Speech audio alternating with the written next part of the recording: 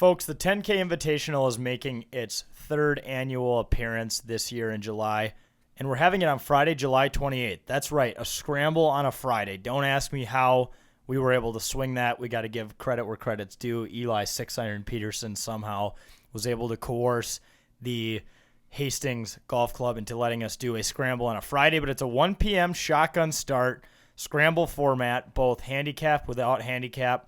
Your team fee includes your golf, your cart, range balls, a special gift pack with our logo 10K Takes on it. There's dinner afterwards right at the clubhouse.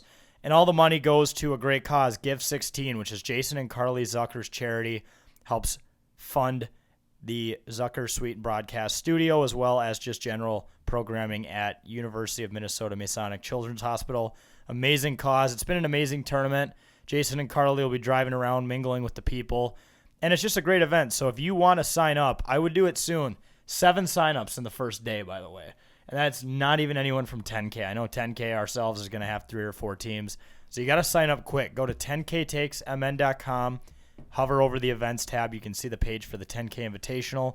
You can sign up there. And if you own a business or you know anyone who owns a business that would want to support it and sponsor, you can also click on the link within that page to sponsor the event. So you don't even have to own a business to sponsor, right? If some guy named Ted wanted to sponsor a hole, Ted could sponsor a hole. If you have you money and you just want to put your name on it and basically let everyone know that you're supporting the Children's Hospital harder than everyone else, then you can do that. Once again, the link is embedded on the sign up page. Third annual 10K Invitational, a Friday scramble, which I've never been a part of a Friday scramble. Yeah. I never thought that was possible because golf courses usually don't allow it, but Hastings Golf Club was nice enough to let us have a Friday afternoon scramble, which is just going to be incredible. People are going to be getting after it. It's going to be the end of the week. It's going to be rowdy. It's when golf should be played.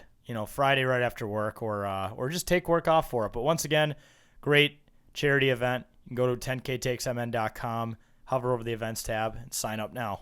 On today's episode of It's a Bit, joined by a very special guest, Darby Hendrickson. He's a former NHL player, including a 5-year stint with the Minnesota Wild's original team, and he's been an assistant coach with the Minnesota Wild for the past 12 years. So awesome interview with Darby, Wild legend. We're also going to give our bits of the week, as always, and end the show by ranking our top 5 favorite public golf courses in Minnesota. No, we're not daddy's money. As much as the rumors may say that this house is funded by our daddies, it's not. We're public golf course guys.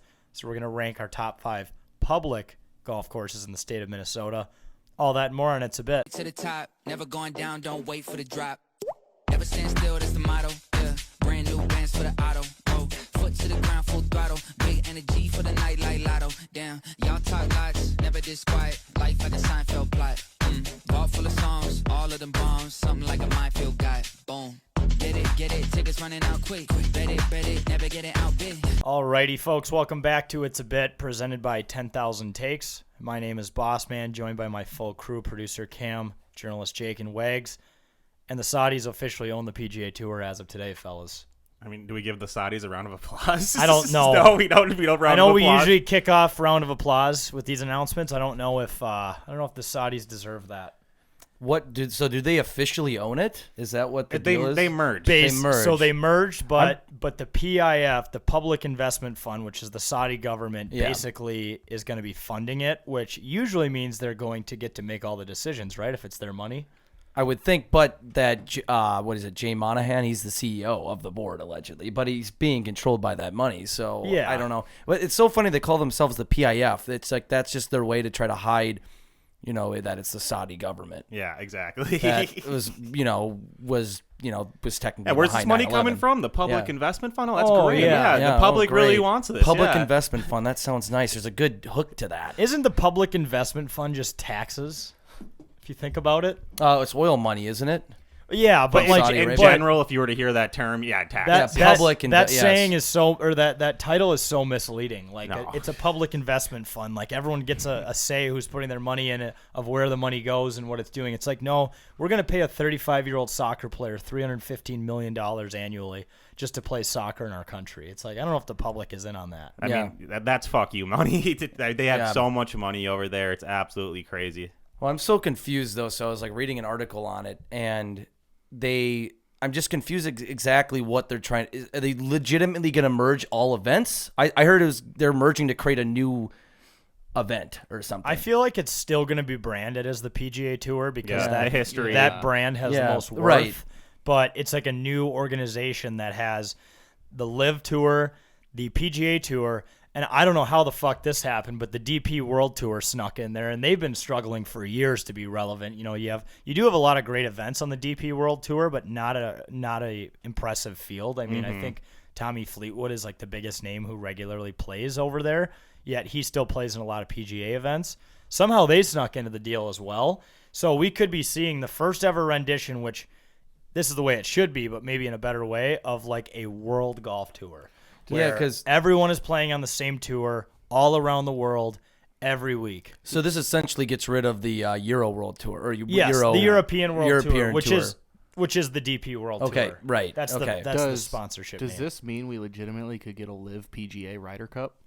Not really, because they're all going to be the same thing now. But they're not separate events still. No. So I mean, there's not a lot of information. We're recording this literally Tuesday night. Yeah. Like the news dropped on CNBC this morning without any warning, which usually this kind of stuff leaks. Yeah. Apparently negotiations have been in for 7 weeks. Yeah. And like that's crazy. No one leaked it, which is pretty impressive. I saw like a few PGA members mad. Like someone tweeted out earlier today, like, yeah, and they call this a players run league. It's obviously not a players run league if only four fucking people knew about this deal, because I don't know any other organization where they could keep something that big that secret. Well, because Rory and Tiger, and a lot of them probably would have said no. We're not fucking giving into them, the Public Investment Fund, and the people who, when it lived, like we cursed them, like they literally were the reason why we were disrupted last year. Like they're like, well, we don't want to keep them out because they're going to say no. So Tiger Woods turned down $800 million to not be in this league. I mean, how pissed would you be if you turned down that money and you stood the high ground and you defended the moral PGA Tour with legacy and history just for them to give in like 6 months later? That's crazy. Slap in the face. It just, I mean, like you got to, in their defense, like they didn't know this was going to happen probably a year ago. Apparently Donald Trump knew. He had like a whole tweet about it. Trump always knew. Yeah, he just always knew it was going to happen. But yeah, I think they probably still are thinking like, well, I took the high ground then. I didn't know this was going to happen. But this gets rid of the LIV Tour then. Completely. Yeah, the LIV Tour is essentially gone. It's just going into probably what is going to be called the PGA. I'm just curious. I know we don't know, but like I'm curious if they're going to do like what's going to happen to all the what's going to happen with the main PGA Tour schedule, like the 3M Open, or how are they going to implement the team system? And are they going to implement the team system amongst the entire tour, or just certain events? Yeah. It might be just like they might do LIV Tour like events like 3 times a year or something. So I found out today that the long-term plan of LIV, which was never going to work, was that they were going to build up these teams and then essentially sell them to various billionaires who own, like you could own the Flying Aces. Yeah. Similarly to like how you could F1. Own the Minnesota Vikings. Yeah. Okay. Or you could, right? Like it was going to be like a legitimate league of 12 teams. Are we getting walk-up songs in PGA Tour? I mean, yeah, I hope.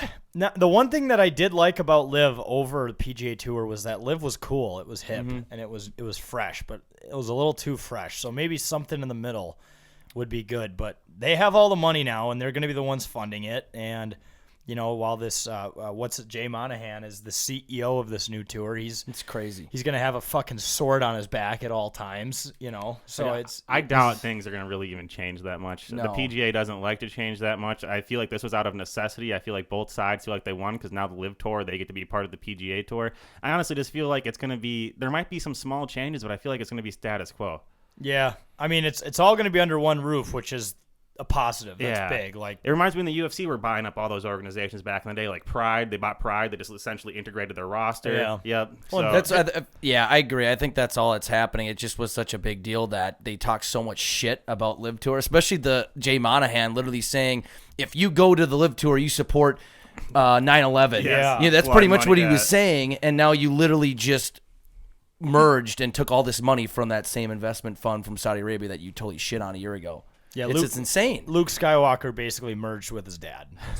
Darth Vader is what happened. Yeah, that or you know, you could say this is like Anakin going to the Sith. I saw someone tweeted, it was like, yeah, Jesus Christ just merged with the devil today. I'm like, that's just calm down. Yeah. Like, that's maybe a little too far. It's a little extreme. Like Zane was saying, these mergers happen all the time. I just think there was more tension in recent years between two leagues that we have seen with Live and like PGA. So it's like, essentially, I see it as a roster buy. They're buying their roster. They want them back. They're merging their rosters essentially. They're like, we want these. I think they saw Brooks Koepka gaining traction now that he won, and all these Live guys were actually playing well in majors, and they're like, well, shit, they should be on the tour. So they're like, we need to find a way to get them back, or they saw an opportunity to get those guys back. Like, well, let's just make something happen. I don't know. I heard that the Saudis are trying to get into MMA too. Dana White better watch out. Yeah, because did the Saudis buy WWE, or was that someone else? No, they were going to. It fell through. But I know that they've been putting a shit ton of money into boxing. Yeah. Like, they're trying to have Fury fight there. Yeah. And they're trying to do Wilder there, too. Yeah. So we're like, Dana White better watch out because they have money. Oh, yeah. And, he already works with the Saudis.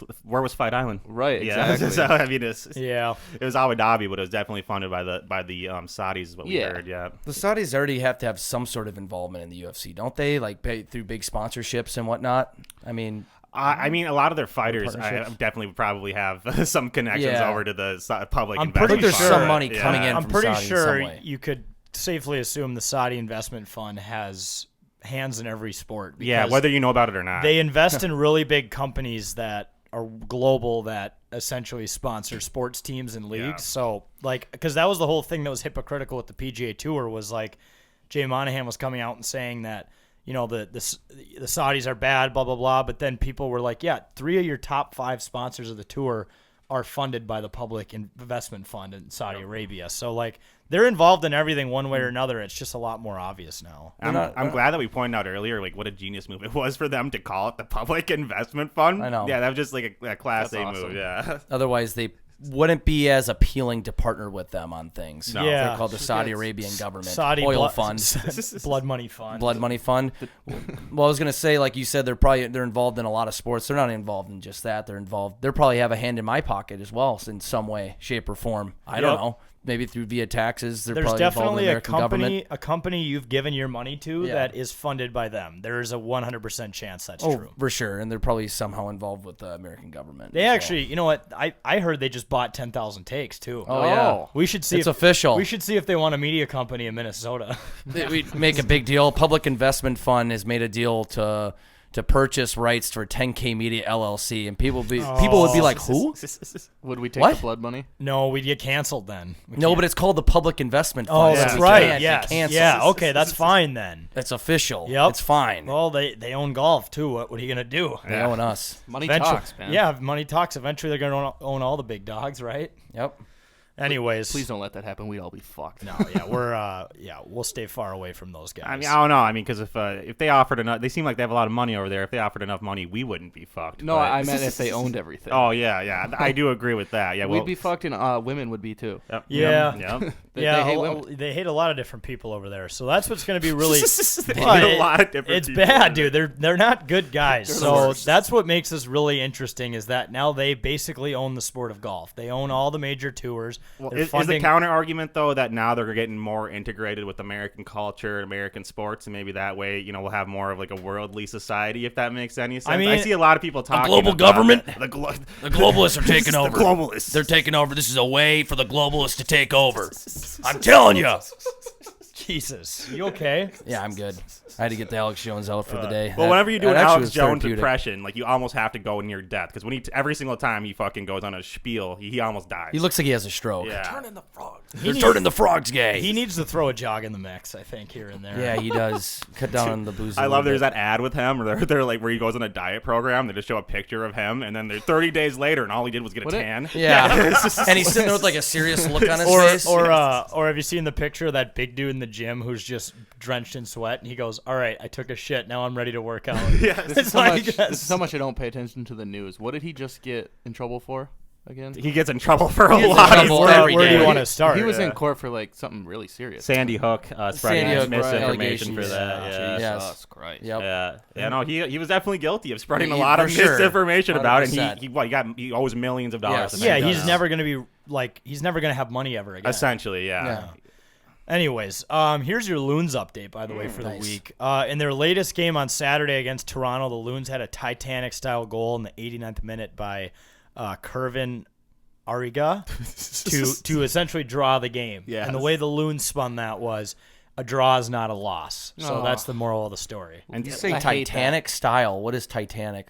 Well, okay. When we do our Titanic shit. Yes. I'm like, is this like an epic joke? An epic game-winning goal. Not game-winning goal, but what felt like a game-winning goal. You know the thing we post every time? Yeah, my brain went to a very dark place. Like when the Titanic actually thought crashed. about a ship sinking. Yes, I'm also, like, what? Also, I think I disrespect the Loons even more for saying that. Yeah, I mean, I hate that. It's more of a way to just calm the herd, though, because the Loons fans are probably like, "Fuck ties. This is America. We don't tie." And they were like, "Well, it's not a loss."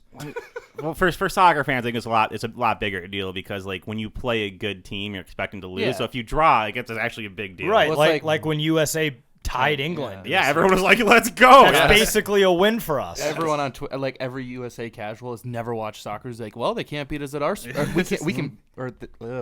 can't beat us at their own sport. Yeah, let's see them all on the gridiron. Let's see what happens there. Some 12v12. Yeah, how many fucking SEC championships does the England soccer The amount team of have? CTE that would come out of that I game know, from the I England know. team. Yeah. All right, let's get into bit of the week, kind of our signature joke. As we say, everything around here's a bit. We'll start at the far end. Cam, what do you got? I have the hashtag GolfGuy bit.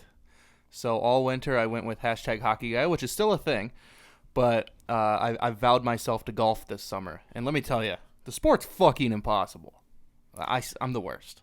Well, but I've been grinding. You got to put time into it. Yeah, I'm trying. You got clubs now. Yeah, I bought new clubs yesterday.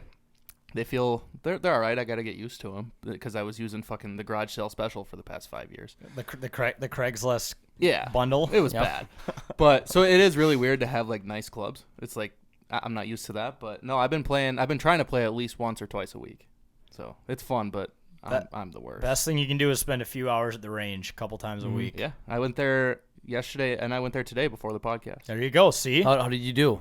I'm all right, but like I said, I'm not used to the new club. It is different.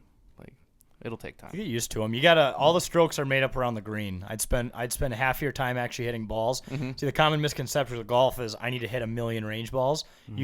You should split 1 million into 500,000 putts and chips because that's where champions are born is around the green. That's where U.S. Open qualifiers are made. I like all of my clubs. I don't really like my driver though, but we'll see. We'll see if it changes. Why you don't like it? Too light? What's the deal? It's with super it? light, and I just feel like it's kind of cheap. Everything else seems nice, but You gotta get a stiff shaft on there. That's what she said. stiff shaft. I honestly might depending on how it goes. I might just get a different driver, but we'll see. Well, yeah, because I think you got all Cobra. Yeah. Wait, isn't that essentially Puma's brand? Well, Are no. they partnered? So Puma makes clothes. Cobra makes clubs. Yeah, so it's but they're a merger. They're a partnership. See, because Ricky Fowler wears Puma, but he uses Cobra Yeah, clubs. it's from the Public Investment Fund. Oh, Yeah. it is. Okay. Yeah, so it's an umbrella, Jake. It's all an umbrella. I'll probably switch my driver eventually, but otherwise, I feel fine. All right. Keep us updated. I'm grinding. Keep hitting the range. Put that head down. Look up some YouTube videos, Jake. Keep the chin straight. That's what you figured shit I out, do right? need to You do watched that. A little driving definitely actually helps. I need to do that. My goal, I have Thursday off. Excuse me. My goal is to watch a YouTube video on a golf swing and how to stop on skates, and I'm gonna go do both. Dude, I used to watch those YouTube videos all the time and like getting my golf swing better and playing. Dude, all they did was confuse me more. I know. Well, see, here's the thing is because you can watch a lot of different golf pros. I notice have all these different tips, different ways. So if you start watching 1 million of them, you're like, oh shoot, I have all these. You have a mental checklist you get in your You're head like, that oh, have to cross off so every swing, and it's impossible. I just I started at one point I'm just gonna look at one video of how not to slice and not look at any others, and then for irons recently, I've just been looking at one tip because there's 1 million different tips on how to, make your irons better or hit a longer ball, blah blah blah blah blah. I'm not. My biggest thing is inconsistent contact, obviously, because I'm trying to just swing super hard. So one thing I tried at the range too is I'll do a half swing, and I'll just go slow. Yeah. And then that actually helps. does help. Yeah. I mean, I remember when I first started playing too, I just tried my hardest to crush the I know. ball. Yeah. And then you kind of realize after a little bit, you actually don't have to hit it that hard to actually make the ball which fly. is weird. If you watch the pros though, and you're they're actually not swinging that hard except for a couple of them. Look up Ernie Els' golf swing. It's the most effortless golf swing you'll ever see in your life. Yeah, he proves that it's all in the hips, the rotation, the technique. Yeah, And hitting The the ball ball, just striking. hitting the ball properly. And yeah. let's be honest, keeping your head down is 80% Yes. of your swing. There are so many mistakes that can be rippling effect from lifting your head at any point of the golf swing. If there's one thing that you should teach yourself hit a full bucket of balls. Don't think about anything else. Just keep your chin still. Yeah, the chin still is the biggest one. Make that a habit, and that'll fix which is a huge problem. 75% of the issues that come with a golf swing. I top the ball a lot because of that. Yeah. Because you move your head and everything goes up. Yeah, you want to see where it went. Exactly. And then I noticed too, I'm like, oh, I had my eye on the fucking ball. Well, no, because I moved my chin, but I still have my eyes down. It's like, well, no, you got to keep your chin stable. Can't cheat. Literally, Can't cheat on it. Literally, if you keep your chin stable, I'd probably strike the ball 99% of the time right. But I don't ever keep my chin stable because I'm an idiot. So yeah, it's easy to do on the range because you're hitting ball after ball after ball. Yeah. But then when you're actually on the course, you have a few minutes between shots, and on top of that, you're going on 6 beers. Like, it gets a little hard after a while. Yeah. I think that's Friday. my biggest thing with golf is I gotta slow down. If I actually want to perform and get better, I have to actually 4 or 5 beers. Let's start cutting it off. Not get blackout drunk. Or don't down like 3 beers in the first 3 holes in 90-degree weather with strong Which we humidity all without did. drinking water. Yeah, and we all were. And then no wonder I'm sitting there frustrated. I did that on Sunday, and like the back, I just fell apart. Yeah. I'm like, this is awful. Yeah, your body's I'm not- exhausted, your I'm bo- dehydrated. Like, Your body feels like jelly. You literally can't keep your arms straight, which is a basic, thing you need to do, tactic you need to do when striking the ball, and everything just falls apart. Yeah, and this kind of rolls into my bit. I got the golf etiquette bit. We played as a foursome last week, and the place where we played completely fucked us over. So essentially, we just started playing, and after a few holes, a twosome was pushing us. Right? We're nice guys. We know the etiquette. We're swell guys. Yeah, we're swell guys. We're kind enough guys, and we let the 2 guys play through. Right? And a few holes later, it happens again. A few holes later, it happens again. Eventually, we let 3 or 4 twosomes behind us go through, which is horrible course management, by the way. They should be pairing up those twosomes into foursomes. Eventually, it gets to the point we let 4 or 5 groups pass us, and we're like, okay, this is ridiculous. Like, our pace of play, even with letting these groups pass us, we're 3 or 4 minutes ahead of pace of play. We're not going to let anyone go past us because we don't have 7 hours to play our round of golf now. We want to finish before the daylight wraps up. So we just start playing through, and we don't let the 6 or 7 twosome behind us play through. Eventually, they start talking shit. They start hitting balls into us, and it got into a scary point when we're leaving a green and we have balls flying right over our carts. And I remember it got to the point where Bossman, as we're driving away, eventually yelled at them, and they just left the course. I think after hole 16. damn. Yeah, but like they were yelling at us at hole 16. It's not like they were behind us until hole 14 or 15. So I don't understand what happened, but because this course had such poor course management in terms of scheduling a bunch of twosomes behind a foursome, it just really fucked everyone over, and it created unnecessary conflict on the course, which actually could have been bad because when people hit into people, that's when fights happen between people on the golf course, and no one ever wants to see that. Well, and this was a nice enough golf course to where it has a cart with the screen, the really nice computer screen in it, and it tells you a lot of different things about your round. It said that we were playing a minute over pace. This was after letting four twosomes play so through. So despite having to wait for all these twosomes behind us to play through, we were still playing at a good pace. And these guys, so we were leaving, I think, the 16th green, and we were just about to drive around the bushes. All this guy had to do was wait maybe an additional 2 or 3 seconds to hit. Sculls one completely over the green, screams in front of our cart. I just hammer the brakes, turn around at him, and just go, nice fucking shot, bud. Like, his ball is dribbling into the road. It's going into someone's yard, so he's never getting that ball back. And they must have just went home with their tail tucked between their legs. Like, yeah, because later we had another twosome come up behind us, and it wasn't them. Different guys. Different guys. And either they were so pissed off that we made them quit, which, you know what, good for us. Yes. We were able to screw these guys out of 2 holes that they paid for because they were the ones being dickheads. Or B, they felt so embarrassed about the fact that they couldn't wait an additional 3 seconds on a Friday fucking night. It's like, where else do you have to be? This is the best place to be on a Friday. Yeah. Like, personally, if I'm stuck behind a slow group on a Friday night, okay, I'll just sit in the cart and drink beer. Nothing wrong with that. Exactly. I'd rather be doing that than have people press behind me. So my other chirp to that is find more friends. If you're showing up to the golf course with only one person on a busy night, Well, it was his girlfriend too, I think. It was 2 dudes. It was 2 They dudes. were? Two Yeah, dudes. Yeah. Oh, Make more friends. Yeah. Play golf with the 4 girlfriend that you're thinking of, that was another twosome we let play through. Play golf with 4 people, and you won't have to sit and wait Yeah. for foursomes because it's a busy night. I have never been part of a twosome on a busy day of golf, and either A, not expected to be paired up with 2 randoms, or B, not expected to wait. That's why I'm kind of mad, because the course, we had 8 twosomes play behind us. They didn't pair up any of them for pace of play. Yeah. They were the ones who pretty much created the conflict. Yeah, they were coming up on our ass, and I guarantee a couple of them were just because, well, they maybe just genuinely only had 2 people show up for that 4-person tee time, like they scheduled, or they just booked 2 people. I guarantee a couple of people are rushed up to the tee box like, I'm not getting paired up with 2 people, blah, blah, blah, blah, blah, like all that bullshit. It just creates problems, and then you have that guy behind us saying, motherfucker, blah, blah, blah.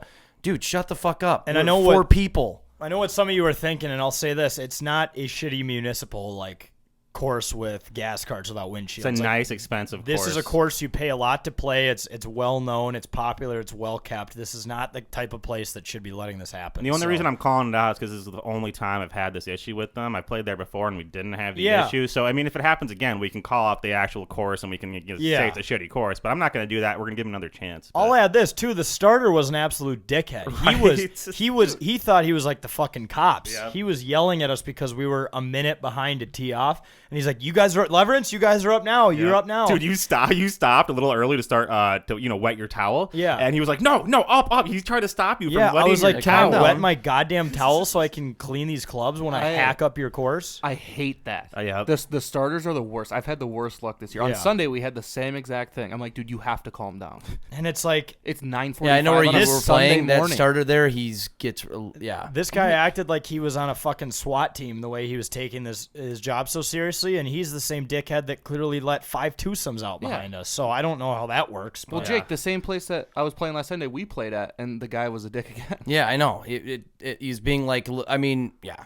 I guess he had been there for like 30 years and stuff, but it's like, dude, you can calm down, take a deep breath. I understand it's their this job. Isn't Augusta. It's their job to let everyone know the rules, but there's a nice way to do it. Hey guys, how's it going today? Just to remind you, there's a nice way to, instead of just being an asshole, which like, Yeah. Well, I've been out here in the sun. Okay, well then don't do this job. Also, what tee times are like 10 minutes or like 12 minutes apart for a reason. So 1 to 2 minutes, it's okay. Yeah, I promise. and it's I'll say this is the last thing I'll say on golf. It's few and far between that you find either a ranger or a starter who's not a dick. Yeah. And when they aren't a dick, you appreciate it so much more. Like when you drive up on the guy and you're like, "What's he gonna say?" And then he goes, "All right, you're gonna want to hit a 3-wood right to the corner, and then you're gonna have 180 in, and then you can chip on, and you got a birdie." That's what you need to do. Like the starter who pumps you up and tells you what to do on the golf course. That's a good starter, not the starter who's like, "Okay, now keep off the fairways on holes 6, 7, and 8 and play in under 4 hours." It's like, buddy, what is this, fucking junior golf? I know golf etiquette. I'm in my mid-20s. So, yeah, Friday was kind of a disaster for that reason. And it was 90 degrees out. That didn't help. So humid. All right, Journalist Jake, what's your bet? And this is also related to golf. This is the step out bit. So, when you're stepping up to the tee box about, drive the ball, or it could be on a par 3 too, whatever. You know what I mean? You're going up for your first stroke. People are making a lot of jokes or insults about you or the friends around you to the point where it makes you chuckle or gets you flustered. And you might not even be the one to notice that you need to step out, where a buddy is like, you need to step out. All right, step out. I remember I think we went to, Bluff Creek a few weeks back, and we were all saying dumb shit. As the round goes on, you have a little bit more of alcoholic beverages in you. So you're saying more shit around the tee box while someone is about to tee off. And it gets to the point where people start getting flustered. I remember a couple times I was like laughing while I drove the ball, and I really should have stepped out, But it's like, all right, it got to the point where everybody, we had to tell them, like, step out. Okay, step out, because we were all saying the most ridiculous shit, almost on purpose to fluster people. Where we're like, okay, man, step out. Speaking out of like golf etiquette, that's one thing that our group never does well. Like if you're playing with us, just know people will be talking in your backswing, and you just got to be cool with it. But you should golf with us. It's going to help you in the long run. It's going to help you deal with distractions and that talking for the tour. No, I actually agree. I feel like I played. I played with my family, my brother and my dad, like a few weeks ago, and because they didn't talk, and like it was actually a lot easier to play. But I was glad I dealt with the talking in the background. Well, yeah, like when I play with my dad, if I'll be used to playing with you guys, and I'll just be already having a conversation with him as we're walking up the tee box, and he'll be going up to the tee box, and I'll still be talking because he'll still be asking me questions too. Mm-hmm. But then he'll be like, "Just shh, be quiet." I'm like, "Oh, well, we were talking, so I'm used to talking still." Jake, people tell you to shush though, outside of just golf. People tell you to shut the fuck up all the time. Well, sure, I understand that, but we're still having a conversation, and my dad will be talking to me while I'm in the tee box. My favorite it's a family thing. The step out thing's funny. Some of my favorite TikToks, because a lot of my TikTok is golf now, because I've just been trying to like drown myself in that content. But my favorite videos are like the step out challenge, right? Or like they'll be at like a practice or something. Like I'll see him do it to John Daly all the time. They'll just say some heinous shit to try to get him to like step out. It's hilarious. These professional. Yeah, they try to do it to these so professional golfers. Yeah, which is crazy to see when they sometimes actually do step out. And they're just laughing their ass Usually off. They don't even practice care. rounds. Yeah, I'm famously known for like saying my best jokes at the worst times. Like I don't even try to do it, but something pops in your head after a few beers and you just blurt it out loud, and it's usually right when someone's about to tee off, and I feel fucking terrible. I don't try to do that, but that's especially in our group. Yeah, that seems to happen where like the worst possible thing gets said at the best possible time. Yeah. It's right when someone's about to tee off that you're like, okay, I have a great rebuttal to that. Yeah, and our group doesn't do this, but I know that there would be some people who would love if you talked in their backswing because they'd be like, "You were fucking talking. I'm gonna go again." Yep. You know? Yeah, I know. It's just, It's free relief. yeah, it's just Just be like, all right, this isn't the PGA Tour. Yes. Like, Well, I love that bothers me. Jack always had the perfect line when someone got a little bit irritated when someone was talking. We played a lot of golf with people. A few people will get irritated every now and then, and Jack will just turn to him and say, "You know what, bud? You're not good enough to be getting mad that someone's talking in your backswing." Seriously. I'm like the opposite. Usually, like I'll like if I have a bad tee shot and someone's like, "Oh man, my bad, I was talking. Take another one." Like, no, that was my fucking dumbass making a bad tee shot. As no, you're throwing it's not your fault. driver. Yes. Well, Usually it is because of my fault. I usually like to play music during golf because silence is almost more distracting than when it's like loud as shit. So Yeah, I forgot my speaker in my truck on Sunday, and eventually I'm like, all right, I got to put music on my phone. No, it is nice this to is have hell. music. I'm not gonna lie, especially when you're just driving between holes or if you're waiting for a bunch of idiots in front of you. So yeah. I totally agree. Really quick bit, just from this weekend, the Jackass Guy Slap Happy Edition bit. For no reason, I was taking absolute piss missiles to the face in terms of slaps.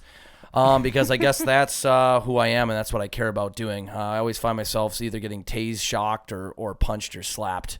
Because you're so like I don't know if vulnerable is the right word, but like we could just always get you to do the dumbest shit. Well, especially like I would say I probably do this stuff sober too, but it's like I just get in this mood. I'm like, let's fucking do it. Just fucking hit me. I don't know how it started on Saturday. I don't know if someone hit somebody or someone hit me. Just for the fun of it, but I'm like, do it again. Hit me a little harder or whatever. It just turned into like everybody at our table was slapping me, and then other people started slapping other people, and I actually had a bruise and like a hand mark on my face the next day. Jake, it's because you probably were repeating yourself over and over again, and then usually someone gets fed up with it and just either puts their hand over your mouth or they just smack you. Well, I think that's probably how it started. So if I'm taking a good guess at it. Someone got probably very annoyed at me yelling something, singing something, and they genuinely slapped me. And I probably looked at them, do that again. No, Yeah. do it again. Try it a little harder. Like generally because I enjoy it. It had the opposite effect. It's like when you try to hit someone for, misbehaving and then it turns into some sort of sexual thrill for them. I think that's essentially what happened. I guess, but I just feel like this is what started with the with the forming of Jackass 20, 30 years ago, 25 years ago now, I should say.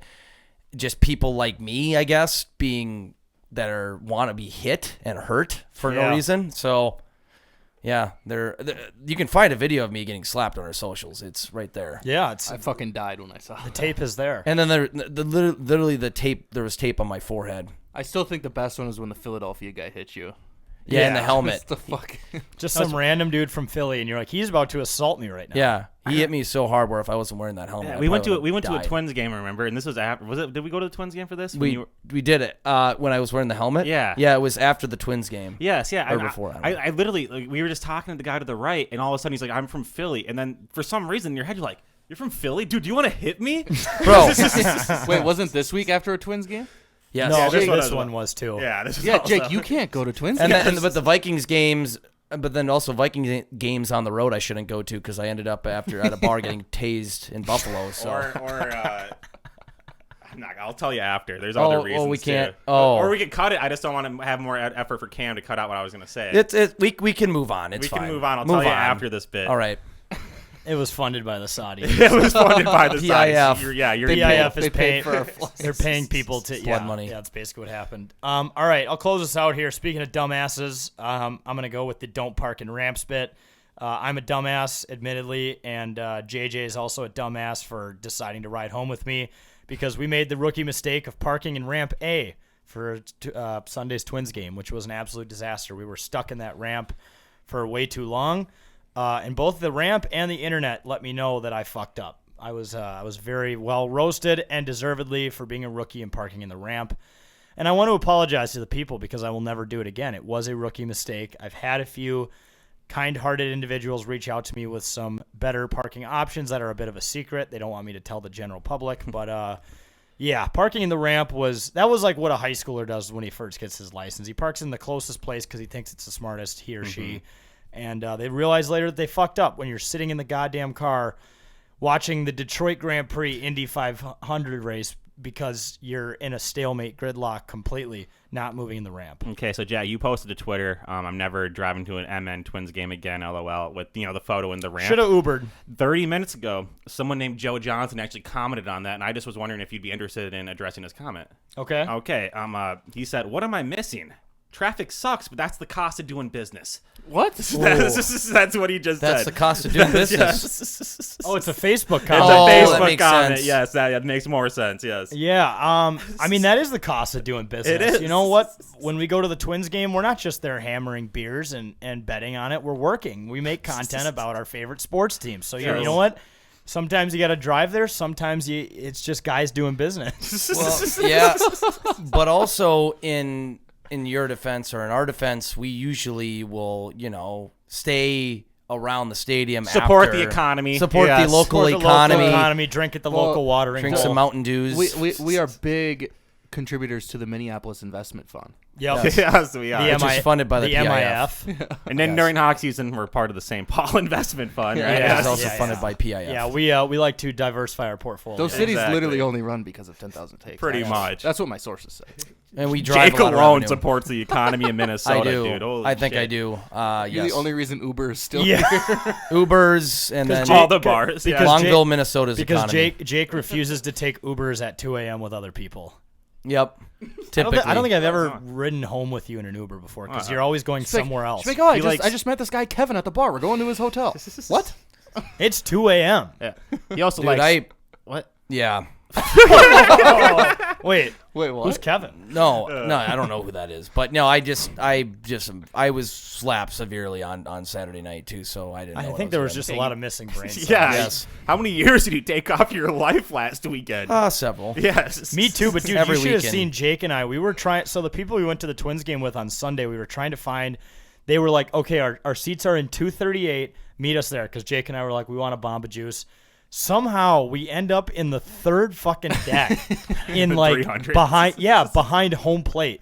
The exact opposite of where we were supposed to go. Jake just needs a Garmin now because he got slapped so hard. And We were we just both sitting like- just stared at each other. We're like, what the fuck are we doing? And I'm like, Dude, I don't know. my brain's not working. I'm trying to think of is section 238 even a thing, or is it like 9 3/4 in Harry Potter? Is it not a real gate or whatever that train station? I had to pull up a seating chart on my phone. And then we had I'm to like, call- we're on the opposite side of the stadium. Like you're a visiting fan. Yeah, we had to call for help from they're like the people we were with. They're like, where the fuck are you guys? We're like, literally the opposite spot that we're supposed to be. Yeah, we'll head there right now. You could just go up to like the what do they call, like the help desk at Target Field. I lost my dad.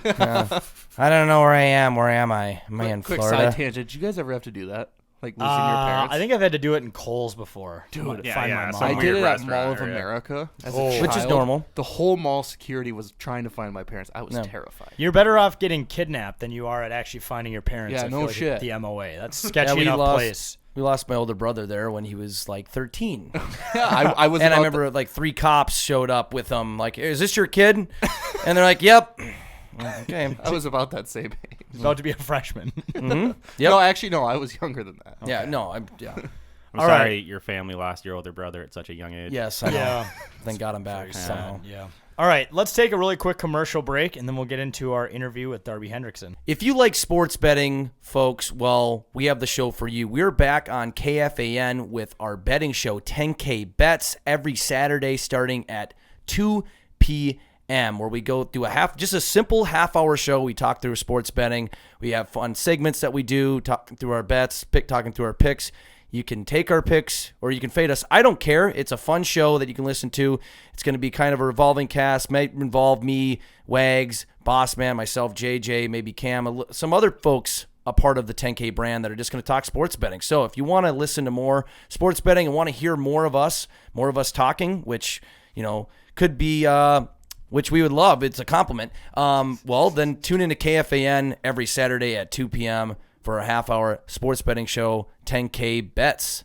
Listen this upcoming Saturday. Folks, summer is here, and so is our summer clothing line. We've mentioned it before, the new and improved 10K shop. There's all sorts of awesome stuff on there, stuff coming down the pipeline. You can just go to 10ktakesmn.com, click the shop tab, browse through all the awesome things we have in the collection. We have all sorts of twin stuff from 10K rakes to corn-fed farmer to the Joey G Revenge Tour. All sorts of awesome twin stuff and more coming, as well as some 10K stuff. There's the spelled out 10K take shirt, the one in the Minnesota state outline, as well as Minnesota sports have already killed me, so I'm already dead. That bit, you can't insult me. So go to 10ktakesmn.com, click the shop tab. All sorts of awesome sizes and colors you can get in all these different twin shirts. And expect in the fall some really awesome Viking stuff to be coming down the pipeline. Wild, Timberwolves, Gophers. Basically, with this new system, we have the freedom to do whatever designs we want. So 10ktakesmn.com/shop and buy your 10K merch today. All right, folks, welcome back to It's a Bit. We're joined by a very special guest. We got former NHL player, including a 5-year stint with the original Minnesota Wild team. He's now been an assistant coach with the Wild for the last 12 years. We can officially call him a Wild legend on multiple levels. We're joined by Darby Hendrickson. Darby, you're in the sauna room. You're just ready to go. It's summertime. It's the soundproof room here, and there might be a Bernese Mountain Dog running in this room at some point. But this is my little sauna room. It's in the back corner of our where we live, and I got a wood-burning authentic sauna next to me. But this is like I hang out here a lot. Actually, it's my quiet place and perfect spot to be on with you guys today. Awesome. I'm glad to hear you have a Bernie. I have a Bernie as well, and I think they are the best dogs in the world. They are, and I love all dogs. But no, just they're exceptional. Ours is 115, and I'm looking at him to our left, but they got a calm demeanor when they settle down and they're next to you, and it's pretty good. Yeah, I was going to say, Zane, your dog is fantastic until you get in the pool and he tries to assault And you. he murders you. Yeah, he's like trying to save you or something, or kill you. He thinks he's like a lifeguard, but I don't know. Instead of saving you from drowning, he just scratches the shit out of you. Yeah. It's fun. I don't know what he's trying to do, but either way, it's kind of creepy or scary, but it's fun. They're good dogs, though. They're good dogs. Hey, Darby, how was this year's Henderson Foundation Festival? We didn't get a chance to make it out, but we're just wondering, how did everything go? Did you get a chance to check everything out? It was great, and thank you guys for being there. In different times and different years. 7th year that we've had it. My brother would be a key person, as our siblings and our dad. It was his vision to, help different programs that were related to hockey and people that have been through challenges. And there's 5 sectors: blind, deaf, and there's special hockey, sled hockey in the military. So incredible. Year 7. There was 1,300 athletes competing. I believe year 1 there was 400 plus, but just it's almost tripled. So it's just it's a neat thing to be around, and we're fortunate to help. And it's a team thing with everyone that's there. And I think everyone knows with every event it takes so many people to make it happen. But there's so many good positive parts of it that are incredible, that affect people's lives in a great way. Well, and Cam and I can personally attest that you'll never appreciate how hard it is to play on one of those sleds for the paraplegic hockey players until you've been in that race. Because Cam and I were in the annual sled race that happens at an intermission of the celebrity game, and I think I made it about 4 feet. Maybe Cam made it like 6 feet. Pretty sure I cut my hand open with the sled. I was bleeding all over the ice. So. It was impossible, but it didn't help that Nordy was pushing you the whole time. Yeah, Nordy was talking shit the entire time. Yeah. But long story short, yeah, you don't understand the adversity those kids overcome and those people overcome to play hockey until you put yourself in their shoes. And yeah, I mean, it's an incredible event. So glad to hear you had another good year of it. Yeah, and thank you guys for doing that. And it is hard. I've been on the sled multiple times. And they, the players that are really good the sled is narrower and they can turn and they make plays. And, when you start, it's like double blades for some kids when they start just to get a base. And I'm a double blader when it comes to sled, and you have such appreciation. I watched a lot of the games this weekend, and some of these athletes, it's unbelievable. And some have played on national teams.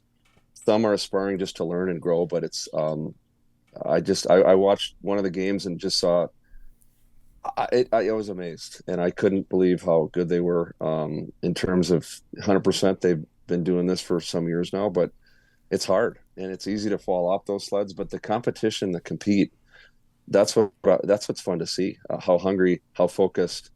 And then also the people that support the parents. You're watching the athletes compete, then you watch the parents, people that have been with them, just to get them involved. And it's a powerful thing.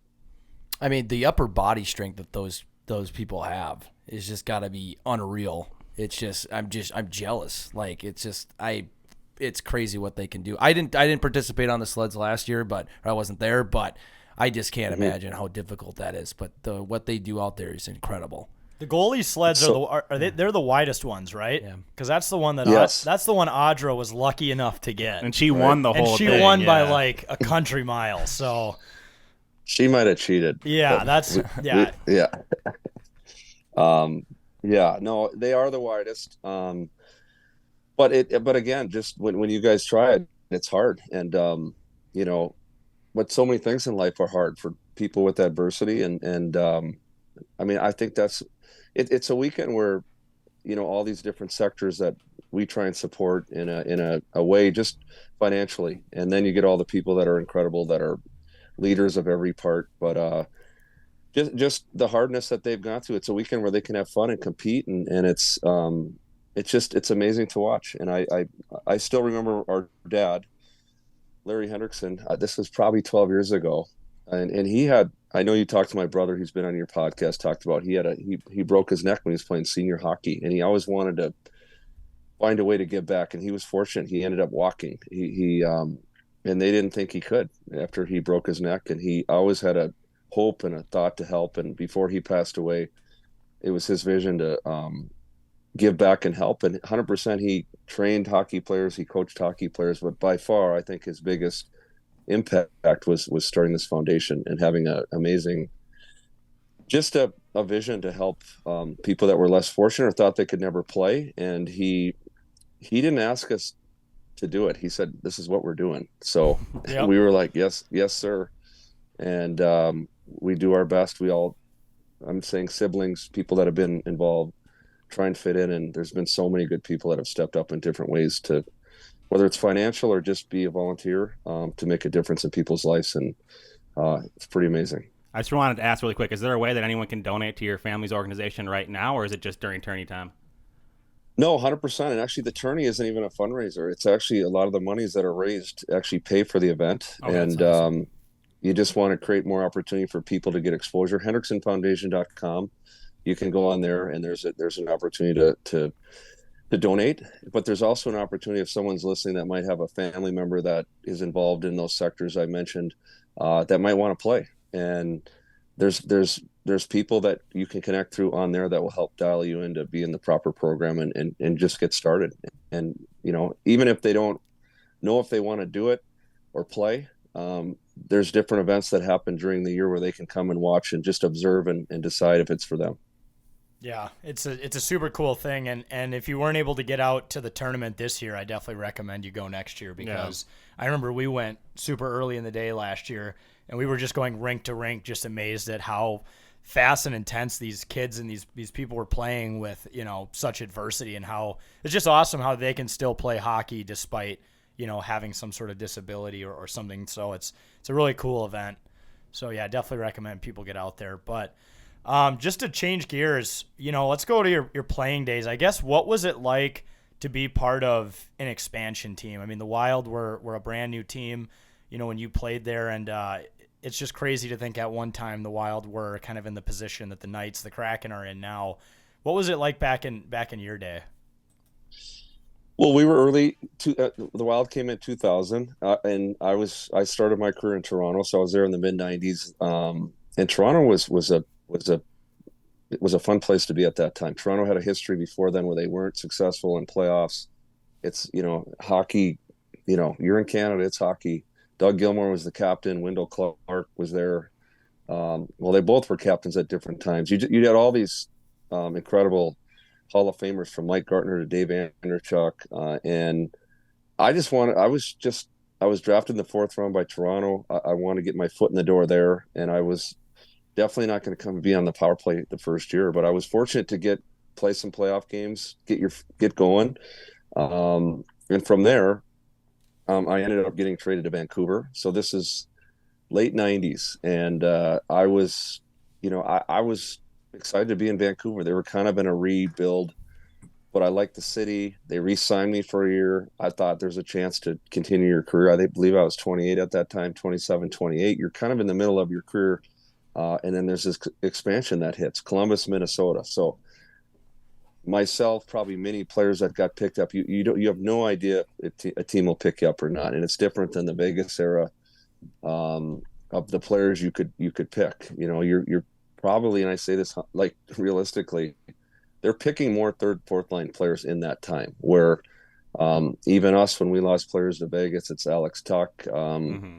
It's Eric Hall ends up traded there, but it's a different time. And they paid $500 million when they came in. I don't know what the fee was for Columbus and Minnesota, but I wasn't sure, and I'm proud to be from Minnesota. I'm thankful to still be connected, but I actually was not sure if that was the right thing for me. And I remember getting picked. We had a lake place in Duluth, and I've told the story to a couple people, and I was fishing. I was with we had a dog then, Solo, and I'm like, I don't know. I mean, I just, you're picturing losing a lot of games. You're picturing coming home and,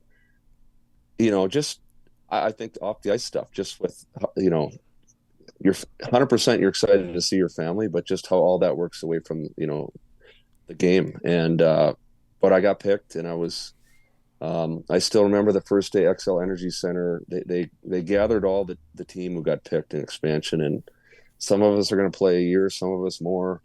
And we were just excited to see the rink in St. Paul. And we didn't know. We had no idea how our year would go. Jacques Lemaire, I can't remember if he was present, but the team was. And there was something special about what you felt, meaning you could be a part of something. And not just because you're from Minnesota, but something new. And especially with our state, I think that there was just an unbelievable excitement and support that was happening, which you didn't really even understand. So fast forward, we're at the rink. It's not even completed yet. They're showing us our locker room. What it's going to look like. This is June, but we start in October, and I'll never forget our first exhibition game. We played Anaheim, and being from here, there was one other Minnesotan, Jeff Nielsen, on the team, and who I played with in college, and the guys were looking at us are like they know hockey's big here, but to walk out in warmups with a sold out, everyone just the energy. It was probably my biggest memory that I'll never forget. Our first exhibition game, warmups, sold out in St. Paul. Well, you also scored the first goal in Minnesota Wild history. I mean, home history, yes, which would be unreal, scoring the first goal in Minnesota. I guess, what was that experience like? How crazy did the place go? Well, I mean, I just remember we had a Russian player on our team named Maxim Suchinsky, and I think in that time, like with Jacques Lemaire, I mean, we had all played in the NHL to a certain degree. You still have to establish yourself every day. He's trying to find out who he likes on his team. I just want to be in the lineup. And, but yeah, no, it was a great pass, and that's really the truth. And I don't know, if I didn't put that in, my brother would kick my ass. But it was that good of a pass. And it was, it just was one of those moments where, you're going to the net. He made a great play, and you had the goalie beat. And I think I went to one knee just to make sure I had the leverage that it went in. I wasn't going to miss it, but no, it was fun, but I didn't, you score a goal. It's fun. We were playing Philadelphia, it was an opener, but I didn't it wasn't really, it was fun, but you wanted to score again, or you wanted the team to win. And yes, you're from Minnesota, yes, but you didn't think like that. That wasn't your thinking. And years later, when it comes up, it's fun. But I didn't. It was special for sure. But you didn't want it to define you. You wanted to be a player on this team that competed and was a part of good things to come in the future. The winning mentality. I like it. Well, you said you were, kind of unsure coming to Minnesota. I know you're from Minnesota, but you're like, well, maybe you have a better spot in your career in Vancouver or whatever. But when you, like when you came out in that exhibition game or even that first home game, I mean, was that feeling kind of different then? You're like, this is all kind of coming together, or that, you're in the right place, or were you still kind of having doubts? No, good question. I think when you first got picked, you're like, what's this going to be like with just the whole everything, and just being back in Minnesota. And I was fortunate to play college hockey here and grow up here. I didn't know if it was the right fit, like the right place, I don't know. I was comfortable playing in Canada. I liked where I was at. But obviously when your home team picked you wanted to be good. You wanted to succeed. You wanted to be a good teammate, but you definitely wanted to represent Minnesota proud, but you also wanted to represent your team the right way. And, but I think as it went, I would say once we practiced, went through training camp, once the team was kind of getting going, it was shaping up. You felt, I don't know, it got you back to kind of, the game was fun and Jock was demanding, but you were growing in a different way that was really special. And we didn't make the playoffs our first year, but you could feel a sense of movement. And, in our year two, we're going to bring in a number of players. One is Andrew Brunette, one is Sergei Zholtak, Cliff Ronning, Brad Brown, Jason Marshall. I'm just thinking back to the players they brought in, and they weren't like, the elite of the elite signing free agents, but they were really good players. I think Bruno in Atlanta the year before, even though, he was on the ice for a lot of goals against, I believe he had like 50 assists. Like, you were bringing in capable people to all of a sudden change, could make a play. And I always say this with Bruno, a lot of people early, we got to our third year, we got to the conference finals, and people still thought we were sort of cast-offs, but we didn't believe that. If you look at a lot of the history of the players that were in 03, which we're going back years ago, but Marion Gabour's going to play 1,000 games. Jimmy Dowd's going to play 800. Nick Schultz is going to play 1,000. Willie Mitchell's going to win 2 cups. Andrew Burnett's going to play, 1,000 plus games. Dwayne Rollis is going to play to 36. I could go on and on with the amount the players there, but the character in our room and the longevity of a lot of the guys that continue to play on was pretty amazing. And we believed in each other in that group. We had an unbelievable coach and staff with Jock and his staff, but there was a big belief, and it's hard to find that in every team, expansion or not. It's the goal of every team to gel and have chemistry. But I would say one of the biggest ringleaders, and there was many, but was Bruno. Andrew Burnett, I think, in our locker room from a cultural way and just how he interacted. Wes Walz, 100% for sure. We had strength in with people like that were not. They were demanding. They were demanding to their teammates, and they were big difference makers. Yeah, along the same lines of the first Wild team, a take that we get a lot of shit for that I'm curious to get your thoughts on is that we need to bring back those old jerseys. Those need to be those need to be worked into the fold at some point, whether it's an alternate, maybe one day a reverse retro, considering that those jerseys are the true history of the Minnesota Wild and not the North Stars. What's your honest take on those jerseys? You think they need to come back, especially now that you're a coach, or do you think they need to stay in the vault? That's a good question. The green ones were hard to read. I thought that it was green with gold on the back. Yeah, like you couldn't really read it, but yeah. But they were unique for sure. And actually you still see a few around, and you're like, that was 20 some years ago. Yeah, I mean, it is weird. It's amazing how time goes by that quick, but I think it'd be fun. But obviously the jerseys now are good. They've have the red. I still think the North Star green that came back is special. It is, yeah.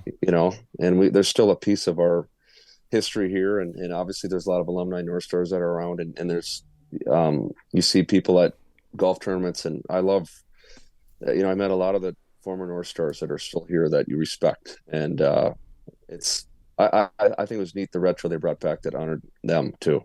Yeah, and Norm Green still sucks. Yes, you still know that in this state. Yep. Hey, you brought up Andrew Burnett a few times. I was just wondering, what are your thoughts of him getting named the new head coach of the Nashville Predators? It's great. I would say with Bruno when he was younger, I'm saying a player before even coaching, you knew he was an alpha.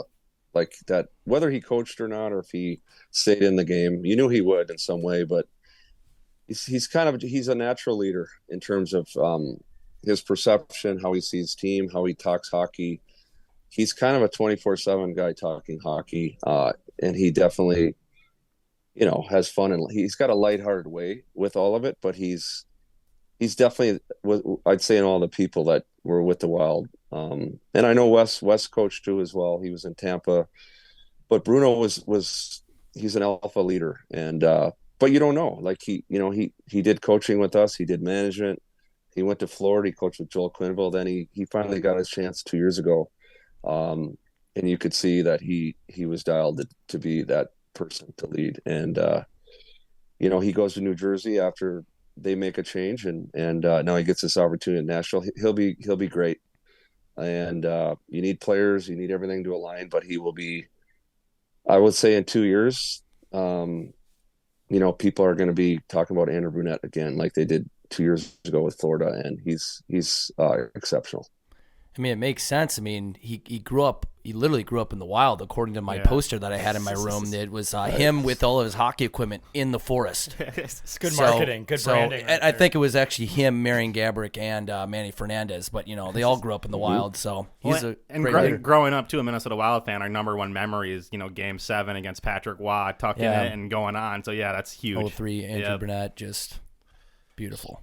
He's always had a balance, though. Even though that goal, I would still goes down, and we want another great memory. And Bruno would love it if the Wild won the Cup. The one thing about Andrew, he grew up in Northern Ontario, but he fell in love with Minnesota, and I know guys say that, but he loves the Twins, he loves the Vikings. Like, he's a diehard baseball guy. Like, we've been to baseball games, and we know one of the clubhouse managers, and literally, like, he just wants to sit and talk baseball as much as hockey. Like, he's a nerd. I mean, he's a sports guy. Maybe the Twins could use him.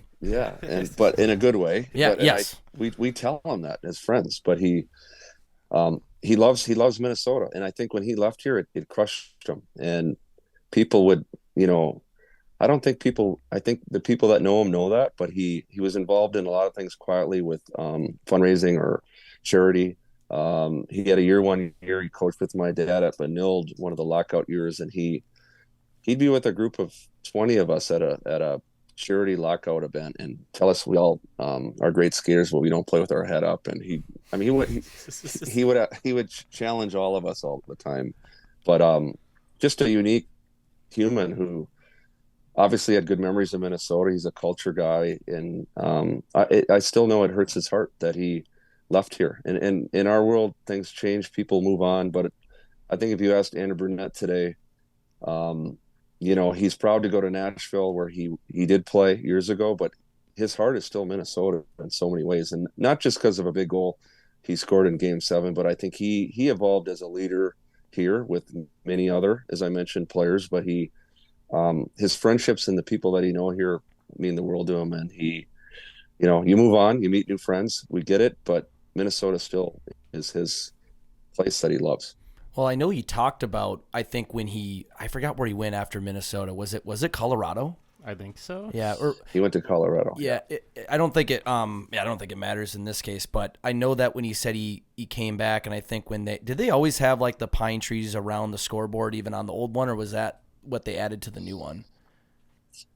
Great question. I can't remember. Well, I know that, but I know he mentioned that he knew he loved Minnesota, like you were saying, but he knew he was in Minnesota, and he knew he was in St. Paul when he looked up at the scoreboard and he could see those pine trees, kind of the pine tree shapes around the bottom of the scoreboard. He said a lot of rinks kind of blended together. They didn't have a lot of unique. Some do, but he said he knew he was in Minnesota when he looked up at that scoreboard and saw those pine trees around it.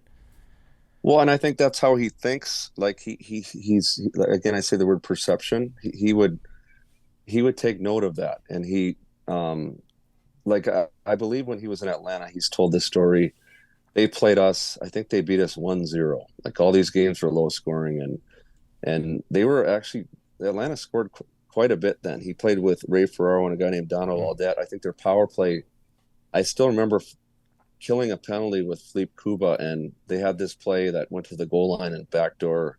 Bruno would be on the goal line, Ray Ferraro on the half wall, and Donald Audette on the back door, and we knew it. We scouted it, but there was always a game in a game where is it my guy as a high forward or is it Philippe Kuba's backdoor guy? And we both looked at each other like that was your guy. And Andrew Burnett had done this all year, and they scored again like they did all year. We still joke about it later, but Andrew, I remember him telling a story after he flew out of Minnesota, or even flying in. I can't remember. I think flying in, just seeing the rinks, it reminded him of where he's from, Northern Ontario hockey, and just the culture. Minnesota, obviously, being a lot like Canada, and he remembered the crowd. I think it was like a weeknight, and people were excited. Hockey was back in Minnesota, and when he told that was clearly we were fortunate that he goes to be a Minnesota Wild. Yeah, absolutely. And kind of transitioning now into current day. How's the experience been? Transitioning from playing to coaching, and especially getting to come back and coach. For the team you played for, in your hometown team. Very fortunate. My dad was a coach.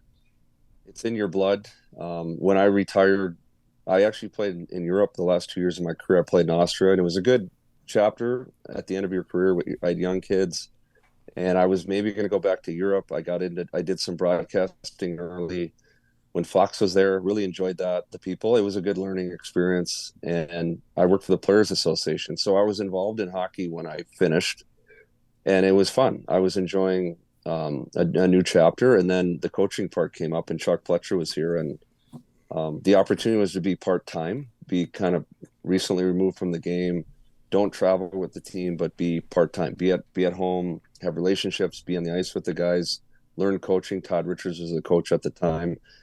And I was enjoying what I was doing, but if I was going to do it, I wanted to travel. I wanted to be involved. I wanted to not just be at home, and I want to be on the road and be part of the grind. So, that's how it started. And I just, you get into the game, and you're around every coach I've been with. Very thankful. I was eyeing this guy for a number of years, having a voice, but also learning just the day-to-day of what happens behind the scenes.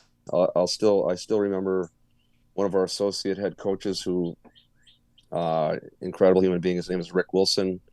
He was in Dallas when they won the Stanley Cup. I remember getting on the plane eager. I have my computer. You're going to pull out your computer and be a coach. And he looked at me and goes, you know what? Shut that thing down. And he said, look behind you. I said, get to know the players. And I'll never forget that advice he gave me. And as much as videos in our game, all the different things that we use from analytics, I think his advice was really important. Get to know them, especially as an assistant, and build relationships with them, help them, work with them, and not just be there on a day-to-day, but get to know them. And I think I'll never forget that advice, and I still remember that, and I still try and use that to have relationships with players. And your job is to 100% stay in line with your head coach, 100% help your team, but most importantly, get the most out of the players. And I've always tried to focus on that. And to this day, it's still, I say, fortunate or blessed, but I still can put my skates on, and you're in your hometown, and you want to make a difference in your role in helping your players and get to the next level. Like, as an assistant coach, what's your specific role? Do you ever find yourself maybe stepping on some other coach's toes, or how does that work? Is everything really well defined? Like with Dean Evason, very well defined right now. So I work with our forwards. offensive zone would be my focus. Also, I would work with our centerman with face-offs, but we also have Brett McLean, who was here, and Dean, who've been centermen, so we all collectively are involved in that 6-on-5. He's given me responsibility there, and also our pre-scouts. So our 5-on-5 pre-scouts, Dean would do on certain nights. He would do it, and on certain nights he would allow me to do that. And then our other assistants would be focused on power play, penalty kill. Obviously, our goalie coach focused with our goalies, but our roles are very defined, and we all have a voice in different way. And Dean's been incredible at giving us all a voice in terms of our roles, whether it's in practice on a day-to-day, leading drills, or even in between periods, speaking, talking to the team, where that's pretty unheard of. With a lot of head coaches, they're the messenger on every in-between period with whatever we have to do to adjust tactically or remind players of, just a quick, it could be a 30-second meeting, but he's allowed us really to have a voice, and he's been unbelievable at giving us that opportunity. Well, yeah, speaking of Dean, I mean, does it hurt whenever you get punched after an OT Yes. winner? A lot. A lot. And our staff had worked with Dean, part of our staff had before he became a head coach. So we know he's intense, but we didn't know that was coming, meaning that he would give us left hooks on the bench when we went overtime and stuff. So I think early on when Dean became head coach, all of a sudden you're getting a left hook and you're like, whoa. Where's this coming from? But the passion that he has, I think, is great. And we don't see all that stuff. Like we watch our game tape. Like we don't watch, we don't see a lot of, we're watching our zones. We're watching our game. We don't see all the highlight stuff. So when people bring it up, yeah, we're down there and we don't know what the camera catches. We have no idea, but I know I love the passion he has. And if you ask every one of our players, is Dean hard? Yeah. Is he fair? Yeah. Is he demand a lot? Yeah. But is he intense? Yeah. But you need those intangibles. And I think Dean's intensity is great, and I love it. And he cares. And I think there's a lot of parts to our game where, I think people know the camera's on him, but I think he's a personality where he's not focused on that. He's focused on his team, and his intensity comes out, and I think it's genuine. And I think anytime you're genuine and you're authentic, people respect that. If you're trying to put on a show and it's a fake deal, people, I think, turn the other way. But love his intensity, and love that. I just know I gotta put up a guard at certain times. Well, and we got to witness firsthand what builds up to that, because there was a certain game against Vegas that we may or may not have been dressed in caddy suits behind the bench and on TV. And in that specific game, we saw him during when the other team pulls the goalie, or even during a 3-on-3, like 1 minute he's standing on the bench, then he gets back down, then he gets back up. Like, he's so goddamn antsy that now I understand why he just unloads when we win, because you can tell he's like penting up that nervous energy, and he's got to release it somewhere. So you guys just for sure. It happens to be you. It's the assistants, or our trainers. Well, I gotta ask. Yeah, go ahead. I'm sorry to interrupt, but does the punching continue when you enter the locker room? It could. It could. But he's actually punched a couple times where I can't remember what happened, but he cut his finger, and we're laughing, and we don't even know how he cut his finger. Like, what did he hit? We don't know. Did he hit? I mean, I wear a headset. Did he hit we don't know, but we laugh. And, but usually those are good nights when you've had success or your team found a way to win.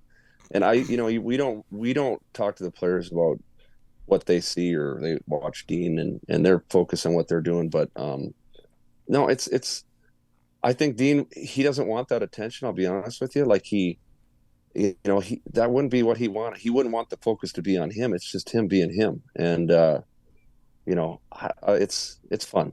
And I think for him, he's not afraid to be himself. And at the same token, you don't want it to be focused on you. And it's, I think he's conscious of having fun with it. Yet I'm sure when he does interviews on it, he kind of tries to steer it a different way and play it off. Yeah, and I was just about to say, too, I noticed one time he even upgraded to snapping a clipboard. And personally, I can relate to that because I coached the 2021 10K Minnesotan Cup team, and I snapped 12 clipboards in one game. So that's something that I think great coaches have in common, is just destroying the clipboard when it needs to be destroyed. Well said. I haven't done that yet, but head coaches, it happens, and they're under. And I would say, here's the other part I'd say with Dean is very calm. Like he's got to be focused on our lines, our matchups. He is with the forwards coming up on every shift. He's got to be dialed into who's up, who's going. Bob Woods is with our defense, so they're tangoing at the same time. So, but he also has to remain calm. And if you ask any player, they don't want to coach in their face after every shift. They don't want Mr. Intensity nonstop. There's a balance to all of that. 100% when you're ahead and the team is not going and you need a jolt. At times, I'll be honest with you, there's a tough call that you don't love. Dean gonna snap on the refs. He's gonna. And but he also is really good at clarifying with referees. You can't just constantly be sarcastic to referees. They have a job to do. We get it. It's hard. But he's going to lean on that at times because we want to get calls. And there's definitely factors throughout the game. If you just sit there and you don't interact, it's going to affect. You're not going to get a call. But at the same token, if you're on the bench and you're constantly whining, now your players are whining, and now it's not productive. And Dean is conscious of that. I think his years he was in Milwaukee as a head, he's learned how to be calm, and he's learned if he does snap a little bit, he will come out early in a period and meet with that ref and just want to get an explanation and there's emotion, and just be on the same page. But it's a constant balance because you can be Mr. Intense on the bench all the time. The camera shows it, but if you ask players and it could go too far. And I think Dean understands that, and he's got the intensity, and I think he's balances it really well. And my last Dean-related question really quick was there anything going through your head when Rick Bowness was, yelling at him from bench, across the bench, or did you not even notice what was going on? Well, no, we were aware, and I do have a lot of respect for Rick Bowness. I played for him early in my career with the Islanders, so he's been around the game a long time. I think in that situation, he's fighting for his team. He sees something he doesn't like. Their team's just trying to get in the playoffs. And it happens. Yeah. There's emotion. I don't know if him and Dean would speak after. Maybe sometime in the summer they both have their side of what goes on. But those things do happen. I will say the number one rule. Coaches, at times it can happen. It's pretty rare.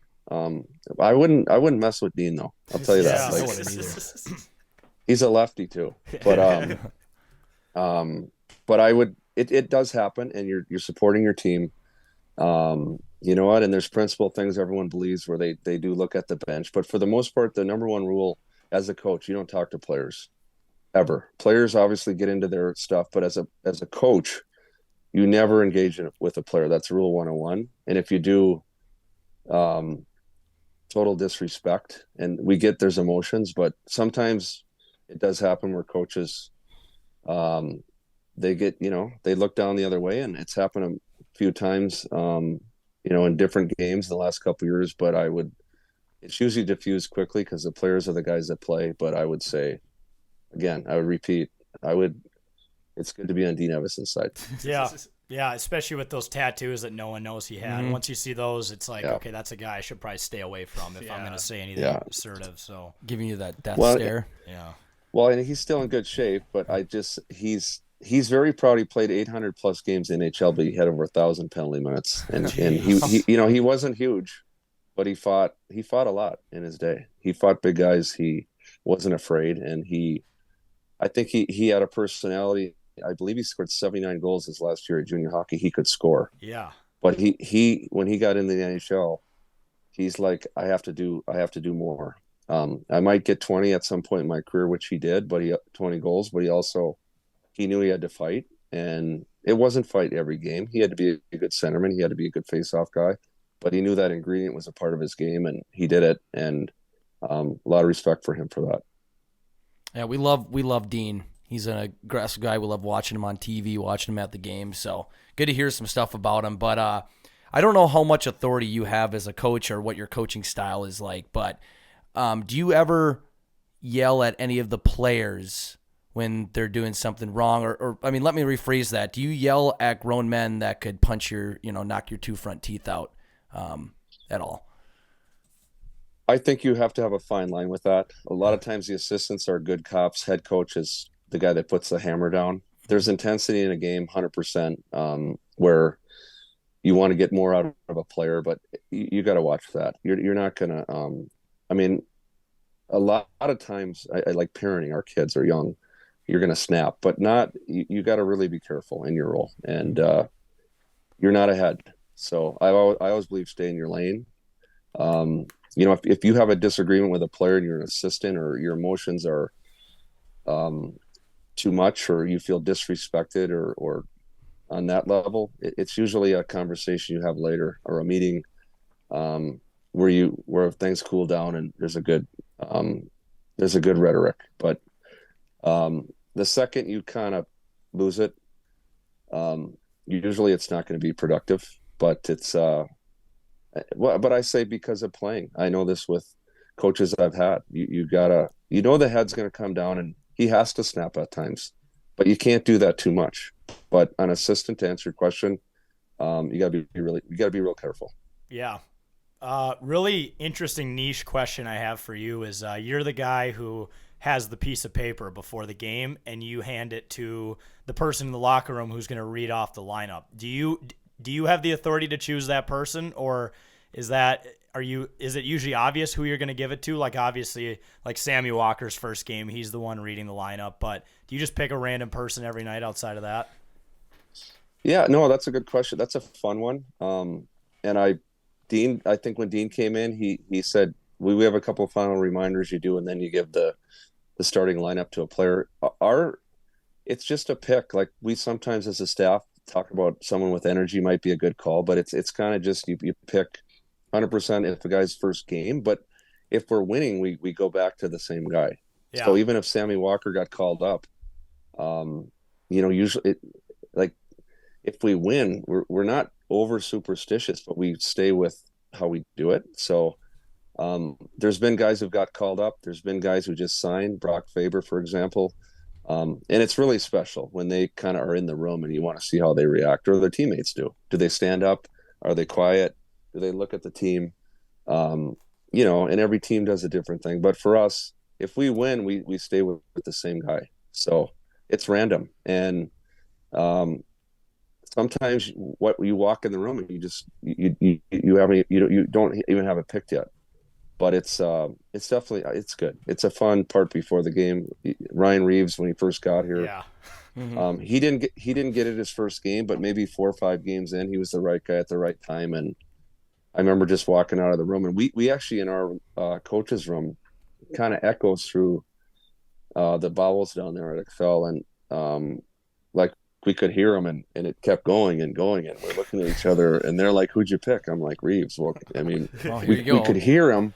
We could hear him, but you can't clearly define his voice. But it was they're having fun with it. And there's been a couple times where players, two would come in mind, Dumba, Zuccarello.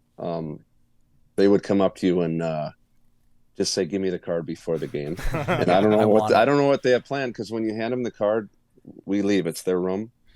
But there's definitely a lot of times where you walk in the room and you're looking at eyes, and eyes are down, and guys don't want it. They don't want the card. So, but it's fun. It's a fun tradition. And I every team, I said, does different things, but you need the game has to be fun. It's a living. We get it. You got to succeed. It's about winning. We know those things, but the locker room and the little moments, and I actually still believe the best moments are, we are coaches. We are there to help the players. 100% we're a part of everything. But when the players are together and the coaches are actually not there, and they have their meetings or they're together, I think those are the best times for the players. Yeah, when Revo did it, I think he just got in Brandon Duhame's face and just screamed and didn't say anything else.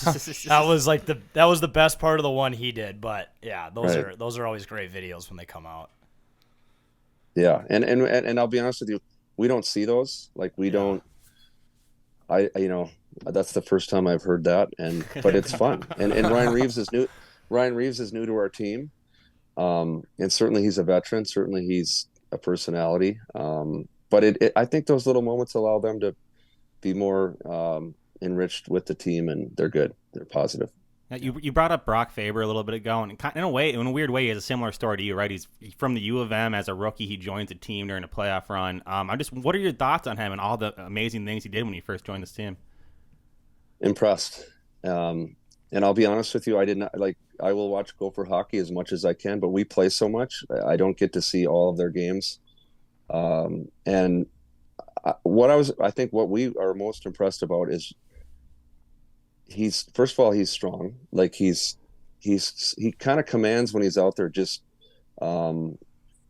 communicating. He's a natural sort of ingrained in communicating with his partner. He's very engaged. Amazing ability to break the puck out in his own way. Like he goes back for retrieval. And there's kind of an art that good players are at. They shoulder check. They're able to come out of traffic, or forecheckers come at him and just find a way. It's not always a perfect pass up the middle. It could be off the glass, but just a innate kind of way to get the puck out. And I think in the games, he was with us. His game is simple. He doesn't try and overcomplicate it. I know there's another level offensively, that hopefully that can grow for him a bit, but just smart, intelligent. I think with Minnesota, little things around the net, just defending, not just box out a forward, but get his stick, just little parts he learned in college, which is a credit to Minnesota teaching him that. So he came in, and just, I think day one, just solid, really good. And he wasn't coming out of our lineup in playoffs, and very bright future, solid, soft-spoken, but just handled the whole transition from 100% being 6 miles down the road. Knows he's going to get a chance to play for us, but how he transitioned was impressive, and it's hard. And I always use the line, Jared Spurgeon is, physically and stature not huge, but he's able, when he's on his game, to make the game look easy. He makes passes, he makes plays. He's got a really good stick. He can jump up in the rush. Brock Faber, I'm not comparing him to Jared. I'm just saying he made things look easy that aren't easy playing against guys in the NHL when you just came from college. Block Faber, that stick he had in overtime or double overtime of game one. Yeah. That's like a play you just won't forget. I know there's plenty more of those coming, but just a clutch moment, and for him to step up in that moment, it's awesome to see. Yeah, bright future, and but real solid, good family, and he's going to be a big part. He's going to have a long career, and hopefully it's with the Minnesota Wild for a lot of years. Yep. I'm hoping so too. I think we met his parents at Tom Reed's after a Wild game too, and very nice people, great family. Yeah, hopefully they can stay here for a while, because he's a great player on the great asset at the U of M, and now hopefully was already kind of making an impact right away in the playoffs. So big time. And he has a sister in special hockey that was actually at our festival, and it was cool. He came up to watch her and support her this past weekend, and his parents were there. It was really good. Yeah, sweet. And last year, Brock himself was there. Because we had to do the announcements, and you had to announce Brock Faber. Yeah, that's right. I had to do the starting lineup. Yeah, that was another thing. Right. Yeah, and it was really cool while we're on the topic of that picture taken of him. I don't know if you've seen it, but he's in his Gopher sweatshirt pounding on the glass when I think Kirill scored an overtime winner, and they were like 2 months later, this kid would come and make a clutch play to keep game one alive. Like, who would have thought after playing in the national championship? So just to see him go from fan to player such a quick amount of time, it's crazy to think how that can happen. And actually, before, I believe, his first game at Excel, he never played in Excel with college. So he as a fan got to watch games there, but he never actually got to play till he played with us, which is pretty cool too. That's crazy. Yeah, it's an awesome experience to see those NHL players. You don't see it really in any other league. Guys just ending their collegiate season and then just coming out in the brink of the playoffs for these teams, and it's just so cool to see that. And Brock Faber being one of them. So hopefully he stays here for many more years because he's shows a lot of potential with a lot of our other young guys. But I guess that leads me to another question. I mean, well, how excited are you for the up-and-coming young guys on the team, especially like the prospect pool that the Wild have? I think they've been rated having one of the best or most skilled prospect pipelines in the National Hockey League. Yeah, no, it's exciting. And not just, our North American players. We've seen Beckman come up. We've seen Walker, who you mentioned. Marco Rossi's obviously very important for our future, and our Europeans. I mean, last year we had 2 first-round picks, a Russian and a Swede, that have potential in the coming years to be a big part of things. There's another Russian, Kutsanidov, who is probably 2 years out, but he's in the Russian leagues, who's really good. And there's on and on. Wallstedt, our goalie, who's in Iowa. Some of our defensemen that have been drafted high in the last couple of years.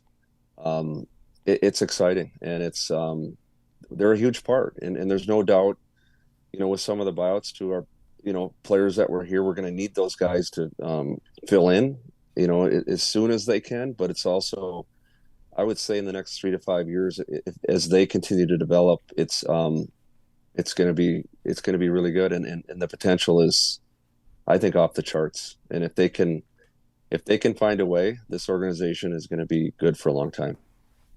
Have you made it down to Iowa for a Iowa Wild game? You know what? Last year we did a team trip when our training camp ended. We had a practice down there. They practiced, and we got to see their facility, which is awesome. The Wells Fargo Center down there it's like an NHL rink. Mm-hmm. I have not seen a game just based with our schedules, but it's been a great connection. And obviously Brett McLean, one of our assistants, is now going down there to be a head coach, and he'll be great. And he was an assistant there before. So there's good things in the future. And there's no question with us, we have a really good team right now. We have a lot of people coming back from last year. And we want to get through that first round, and we're gonna. And it's hard to make the playoffs. It's just we believe if we can get through that first round, we can go on a run. In the last 2 years, St. Louis, Dallas, good teams. It's hard, but it's just finding that moment where you grab it and you take off. There's bounces that got to happen. There's so many factors, but those opportunities, they're few and far in between, and we're close, and we got to keep fighting to get it done. Yeah, so you mentioned that, McLean is going to be the new head coach down in Iowa. I know he was a pretty crucial part of the assistant coaching staff. Have you guys been talking yet at kind of how you're going to fill that void, or who's going to take on what roles? Because I'd imagine that's kind of shakes things up like it would with any team of any group of people, when someone big like that leaves. For sure. And that would be Dean. There's been some discussions, but I think it has to play out where he's at with, he would put a list together with Billy Guerin, with our organization, with, our managers, and pick a person that could be the right fit. So those are ongoing. I don't know the timeline right now at this point in terms of how that will evolve, or how that, the person that comes in, but I know those are ongoing, and it'll be interesting how it plays out. I will say with Brett, I think when you have someone internal in your organization who has been here, he's on the same page as Dean.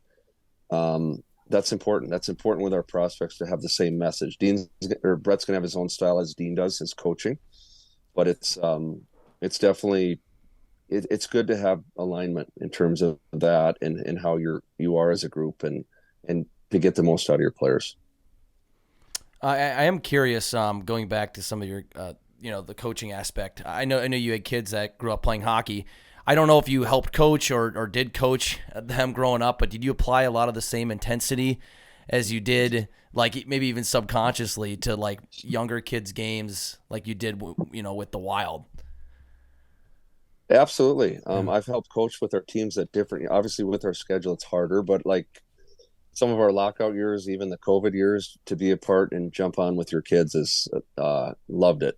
I know if I wasn't coaching professionally, I'd be more involved, but I think with our kids or even the kids, where I've been at, we were in Minnetonka area. You want to give back to the game, and you want to help little things, little details of their game, fundamentals, just little parts that you learned from coaches you had before. You're passing on parts you learned, and it's a constant all the time of just 100%. You want to be a good player. My kids, they want to be good. I have 3 boys. They love hockey, but I want them to be good people. I want them to treat. Be a great teammate. 100% have a work ethic, but like hockey, like the game. Because I played hockey, I can't tell them they got to love hockey. They have to. It's got to be in them, and not just being around the game. And parents, or even the kids that have grown up with your kids, you watch them grow up, and some kids when they were a peewee were an all-star, and they kind of get burned out, and you want them to like hockey. And again, I say the game has to be fun for sure, but it also has to be, you got to work if you want to be good. But not every kid, like when they get to high school, it may not be his thing or her thing, but the game has to be fun. And every player I've ever been around, what separates the talent, but they like hockey. And I wouldn't say you're a hockey nerd, like I called Bruno, but I'd say like you're the game is fun. You love going to the rink still. You embrace the hard, meaning you get banged up, you had a tough loss, you got an early morning practice, but you like it. And that's the hard thing. I think that you can't teach. It has to be in you. It's not because your dad's a coach. You're going to learn things with fundamentally how to play and pivot and turn, and skate and communicate and stick on puck and all these things we talk about every day. But the game has to be fun to go and be with your teammates. And if it's not, it's probably going to end at some point. But if it is, you never know where you can go. And you might be a later bloomer, and you kind of find your game later. But if the game is in you and you love hockey, your future it could go as long as or you could play as long as you want. Well, speaking of being a late bloomer with hockey, producer Cam and I unfortunately grew up playing basketball and learned to regret that. And we both just started playing hockey this year in a beginner league. I'm a goaltender and Cam's a forward, which is interesting considering you help coach the forwards. What's one piece of advice as an NHL coach that you could give Cam and I as late bloomers? I like that term. Well, I would say hold on, let me do a fun one first. My dad was a hockey coach. So when I grew up, I was on skates. It was kind of, if he was a basketball coach, I probably would have played basketball.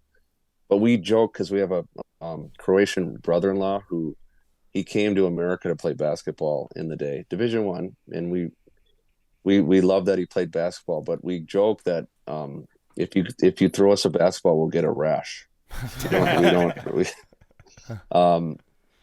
In terms of being a goalie or a forward, that's a great question. Have fun. That's a basic answer, but it's my thing that I would say to every, even if you're playing now, even if you watch people that you want to be like. For example, if it's Marc-Andre Fleury or Philip Gustafson, you watch people who are good, how they, and I'm not saying that you want to play in the NHL today, but I'm just saying you watch how they're good. And well, I can, because you know what, you can. Yeah, you never know. But you pick someone that you like and watch them. How do they do it? Why are they? Yes, there's natural talent, but you try and emulate that as much as you can to your level. And I'd say that for both positions. That's what you do. That's what, like when I was young, I watched Neil Broughton. And I just watched everything he did all the time. He was a centerman. I was a centerman, and I would never get to Neil's level, but I loved to watch the little parts he did. And to me, then you go emulate that when you play to the best of your ability. And you know what? There's no one like Neil. But you watch those people and you put that into as much as you can into your game. I'm going to spray paint my pads gold. There you go. Just like then you Fleury. won't become Fleury. In your mind, make sure to talk to your post. Yeah, I'll make sure. I'm gonna get the same exact helmet design as him. There we go. And you know what? And you know what? You might pitch a shutout the next game. You do that. Exactly. It all goes back to the superstition, just like the locker room card. I like it. Yeah. Like it. So final question for me. You played hockey with Brandon Stiggy growing up, right? High school hockey with him. Yep. He was Stiggy clinics. Yes, he was killed us. Yes, he was he coached both Jake and I growing up. He was my Pee Wee coach, and then in high school he ended up coaching me in high school. But he told us this one story. I just need to know if it's true or not. He said you guys were in the Minnesota State High School Hockey Tournament, and you guys were eliminated for winning the championships. You were in the third place game or maybe the consolation game, and you guys just decided on the power play to see how many passes you could do back and forth between each other. Is that true? Did that actually happen? Yeah, it actually is true. How many passes did you get off? But no, it was more him and my brother. Okay, that was Brandon. Brandon transferred in from Burnsville, and he's still a great friend. Love their family, and a competitor and good. And I played with him at Minnesota as well. He could score, he could play, and we played on a line together. My brother Danny, you guys have met him. He's a character. Danny would kind of create that stuff. Okay. Danny would who knows what. It did happen though, because those guys would get off on these tangents, and actually Danny would line up for every face-off and want to cross check people, and I'm taking a draw, and I'm like, Junior, that's his nickname, but I'm like, we gotta let's play hockey here a little bit too. And I love that he was feisty, but Brandon fit in great with us. When he transferred, he lived, actually, I had a water bed, and then we had a bunk bed, and Stiggy actually slept on the floor in Richfield in the day, and it was old school, but we just loved hockey. Played, if we weren't at practice with our high school team, we were at the park. We were either playing boot hockey, roller hockey, outside, and it was contagious, and he was a great fit and really good, and but unbelievable person. But him and Danny for sure would have created that pass back and forth for sure. But we were severely disappointed losing the first game, and it's life. But it was great memories with Brandon Stiggy. Love him. Yeah, and he someone who also has grown the game. He has grown the game a lot, especially in Burnsville. Him and his dad, they built up that program. They made us some. We had a bunch of number one teams growing up, so it sucks to see the program where it is today. But when it was in its heyday, they built it up, and it was amazing to get a chance to play under him. Big time. Burnsville Quickness Clinic. Yep. Brandon, his brother Ryan, and just passionate people. And Steve, 100%. He was an art teacher. He actually, I think after our senior year of high school, he drew a picture of a senior, like an unbelievable print that I still have. That he just give you as a memory that is still here. So love their family, but they gave back a ton, and we were fortunate to meet him. We're glad they came to Richfield. Yeah, I still credit his damn clinic probably for helping me learn how to skate to this day. Yeah, he was very hard on you and stuff, but probably because of that, going to those clinics for a few years, I know how to skate at least somewhat competently to this day. So yeah, and you got better. And you put the work in, and again, we say the game is fun. You got better because you worked hard, and that helped you be prepared when you got to your team and you had a base. And if you just kind of half-assed it and kind of went through the summer, you're not getting the same. And Steve would push. But it's fun when you're prepared, you're in shape, and you go kick ass. There's no doubt. And that would be Steve Stiggy. It's great. He's awesome. I don't know. I haven't seen him in a while, but hope he's still doing well. But I guess my final question I have for you is, you grew up, or you were on the inaugural Minnesota Wild team, now been coaching for the last 12 years. You have been around crowd chant more than you have shout as a goal song. Now, be honest. I mean, should we bring back crowd chant as the goal song? Is it more electric than shout, or have you come around on shout as the goal song? That's a good question. I don't know. I mean, I'd love to give you a clear cut. Here's what I believe. I don't. I mean, they had Prince. That was going on for a while too. Let's Go Crazy. Yeah, that was a good one. Let's Go Crazy. It's a good question. I I don't know. I mean, I want to give you an answer. I don't know. Yeah. I just hope we score more goals. And I was gonna say that's probably the last. We hear whatever they play, and we don't. We're aware of all that for sure, but we don't like the hockey ops is hockey ops. We respect what they do, but it's a great fan question. It's a great question when you're involved. But I don't. It doesn't really matter to me. I just want to score more. I just want our team to score more goals. You just want to win games, and that makes perfect sense. But there are fans that are like kind of myself, but they're crazier than me that are like, we need crowd chant back. We've had Billy G on the show a few times. We've tried each time to convince him to bring crowd chant back, but he is not. He says an adamant no. We're not bringing it back. No. So he believes in the shout? He believes in shout. I tell him it's a great wedding song. I don't know if it's a great hockey song, to be honest. Well, he's our boss. He probably gets the final say. But I also say respect to the crowd, the people that support us and that are there. It's a fair question because they're the ones that are there to support, that have an opinion too. That's important. So, and I'm not trying to be neutral. I'm just saying. Let's just score more goals. This is a hard-hitting question. Yeah, I totally get it. Straight to the point. I want to score more goals, but also sing the crowd chant. These are the issues that matter. Right. These are the issues that matter. These are the fan issues that matter. Right. Yeah, no, but it makes perfect sense though that just score more goals. I agree. Yes. I should agree. Darby, the final question I had for you is we need you to clear something up. So the first time Cam got your number after the Hendrickson Foundation Festival. He asked if you wanted to come on the show, and I have to know if you were using type to text or something, but I'm going to have Cam read the message. We'll see if you can decipher this. Please don't take offense to this, but I was very confused. Let's do it. Go ahead. Cam, enter. Late text, enter. Won't be able Tuesday, enter. Possibly next, let's talk next week on ... enter.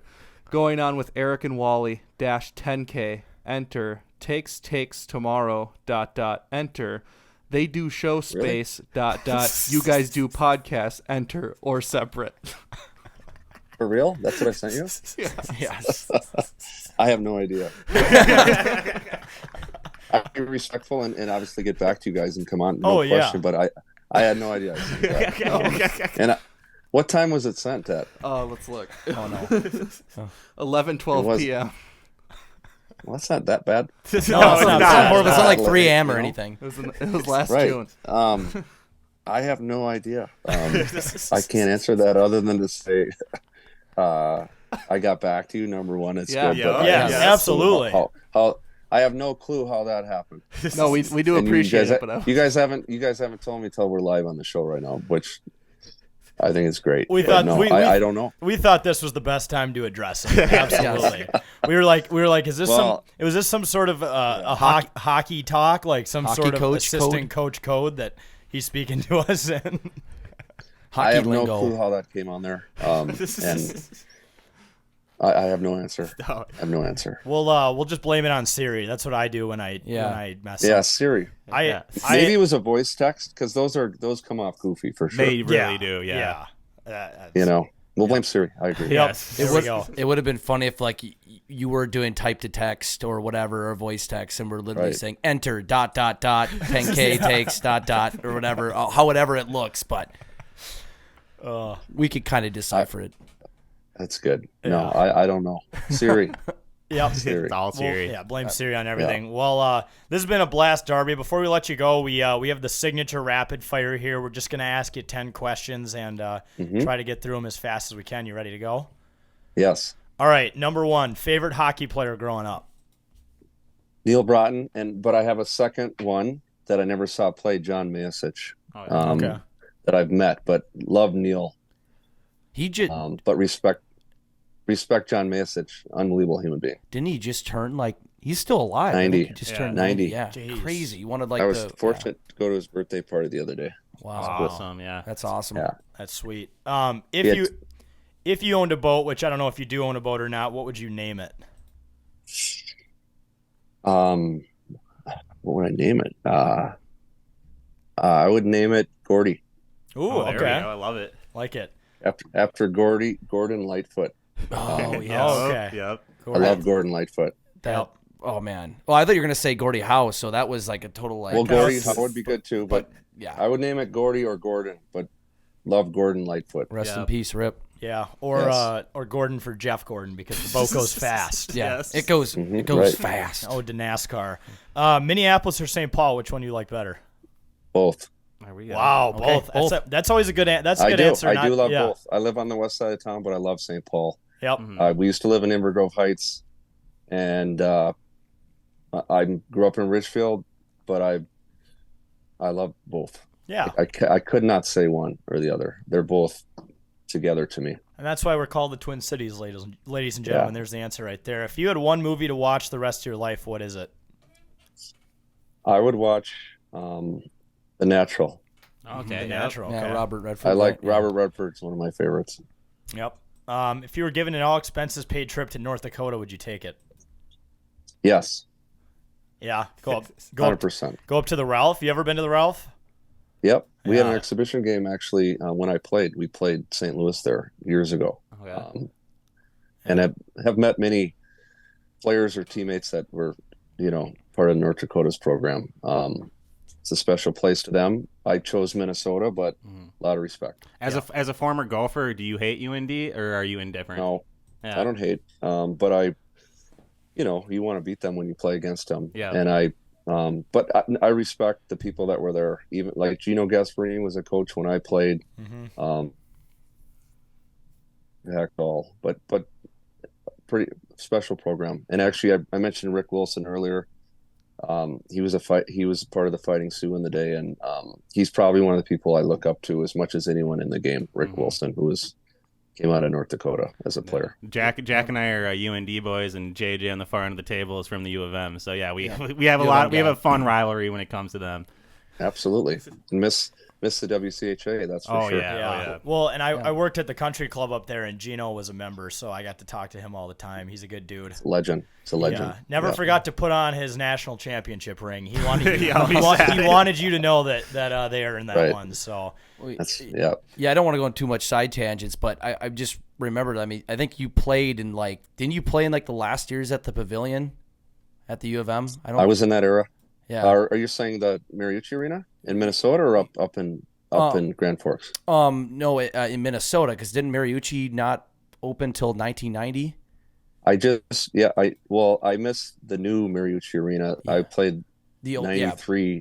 93 was the last year of the old one, which is the Pavilion. You say Pavilion. I don't. But yes, that was special to be part of that. We missed that, and the new one's great, but the old one was unbelievable. Was the old rink also Olympic sized?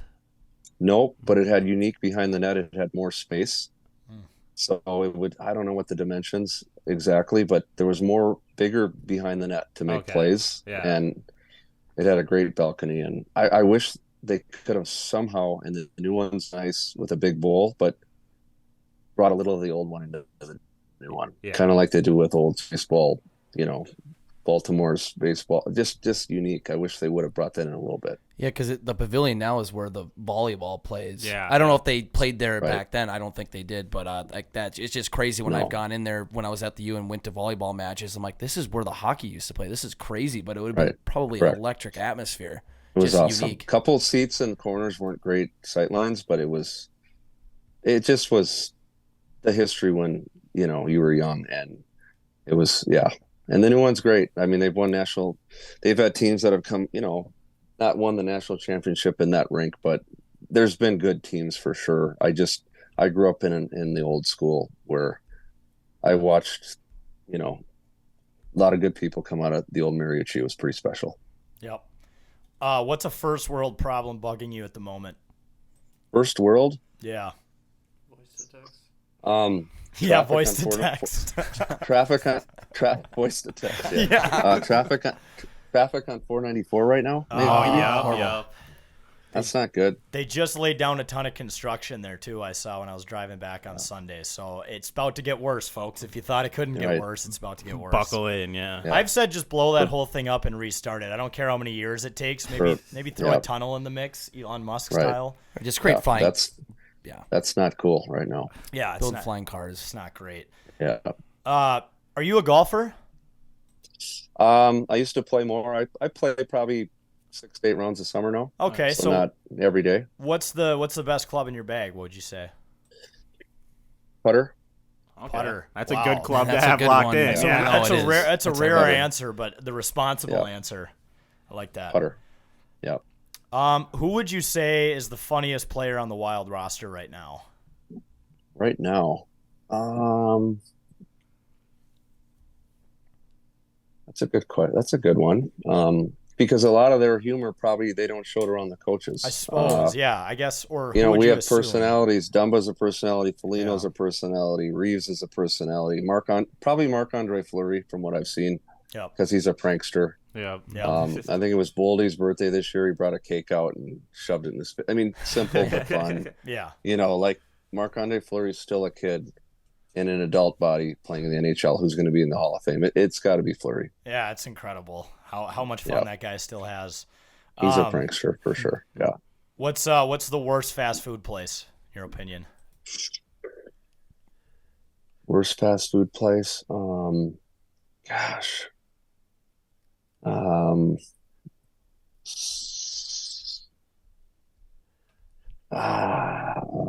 What's pass? No, I'm kidding. I don't know. I don't. Do you have a favorite? Well, we could reverse it. You have a favorite go-to? Well, I have a memory with Ken Herbeck. We went to Taco John's, but it was pretty good. So I was going to kind of say. Yeah. But years ago, we did we flew up to Duluth. I was hurt. It was with Bud Grant, Ken Herbeck. It was Norm Coleman was running for senator. Tim Pawlenty's running for governor. We just went up there to support them, and I remember we flew a Cirrus plane up. It was fun, and then we went to Taco John's after. And Herbeck loves Taco John's, and I'm like, this is great. Ken Herbeck, and we went to Taco John's just out of Superior, and Yeah. I think we ordered like 50 tacos. But to be around Ken Herbeck and Bud Grant for one day, the political, it was an interesting. Dick Cheney came in. It was an interesting just to be around everything, but. The memory was Taco John's with Ken Herbeck after. They got those potato olays, though. Those things are freaking crack. He loves Taco John's. Yeah. That's what I learned on that day. Yes. Yeah. The last one is if you were an umpire in the MLB, what would your strike 3 call be? Like, how would I do it? Or what? Yeah.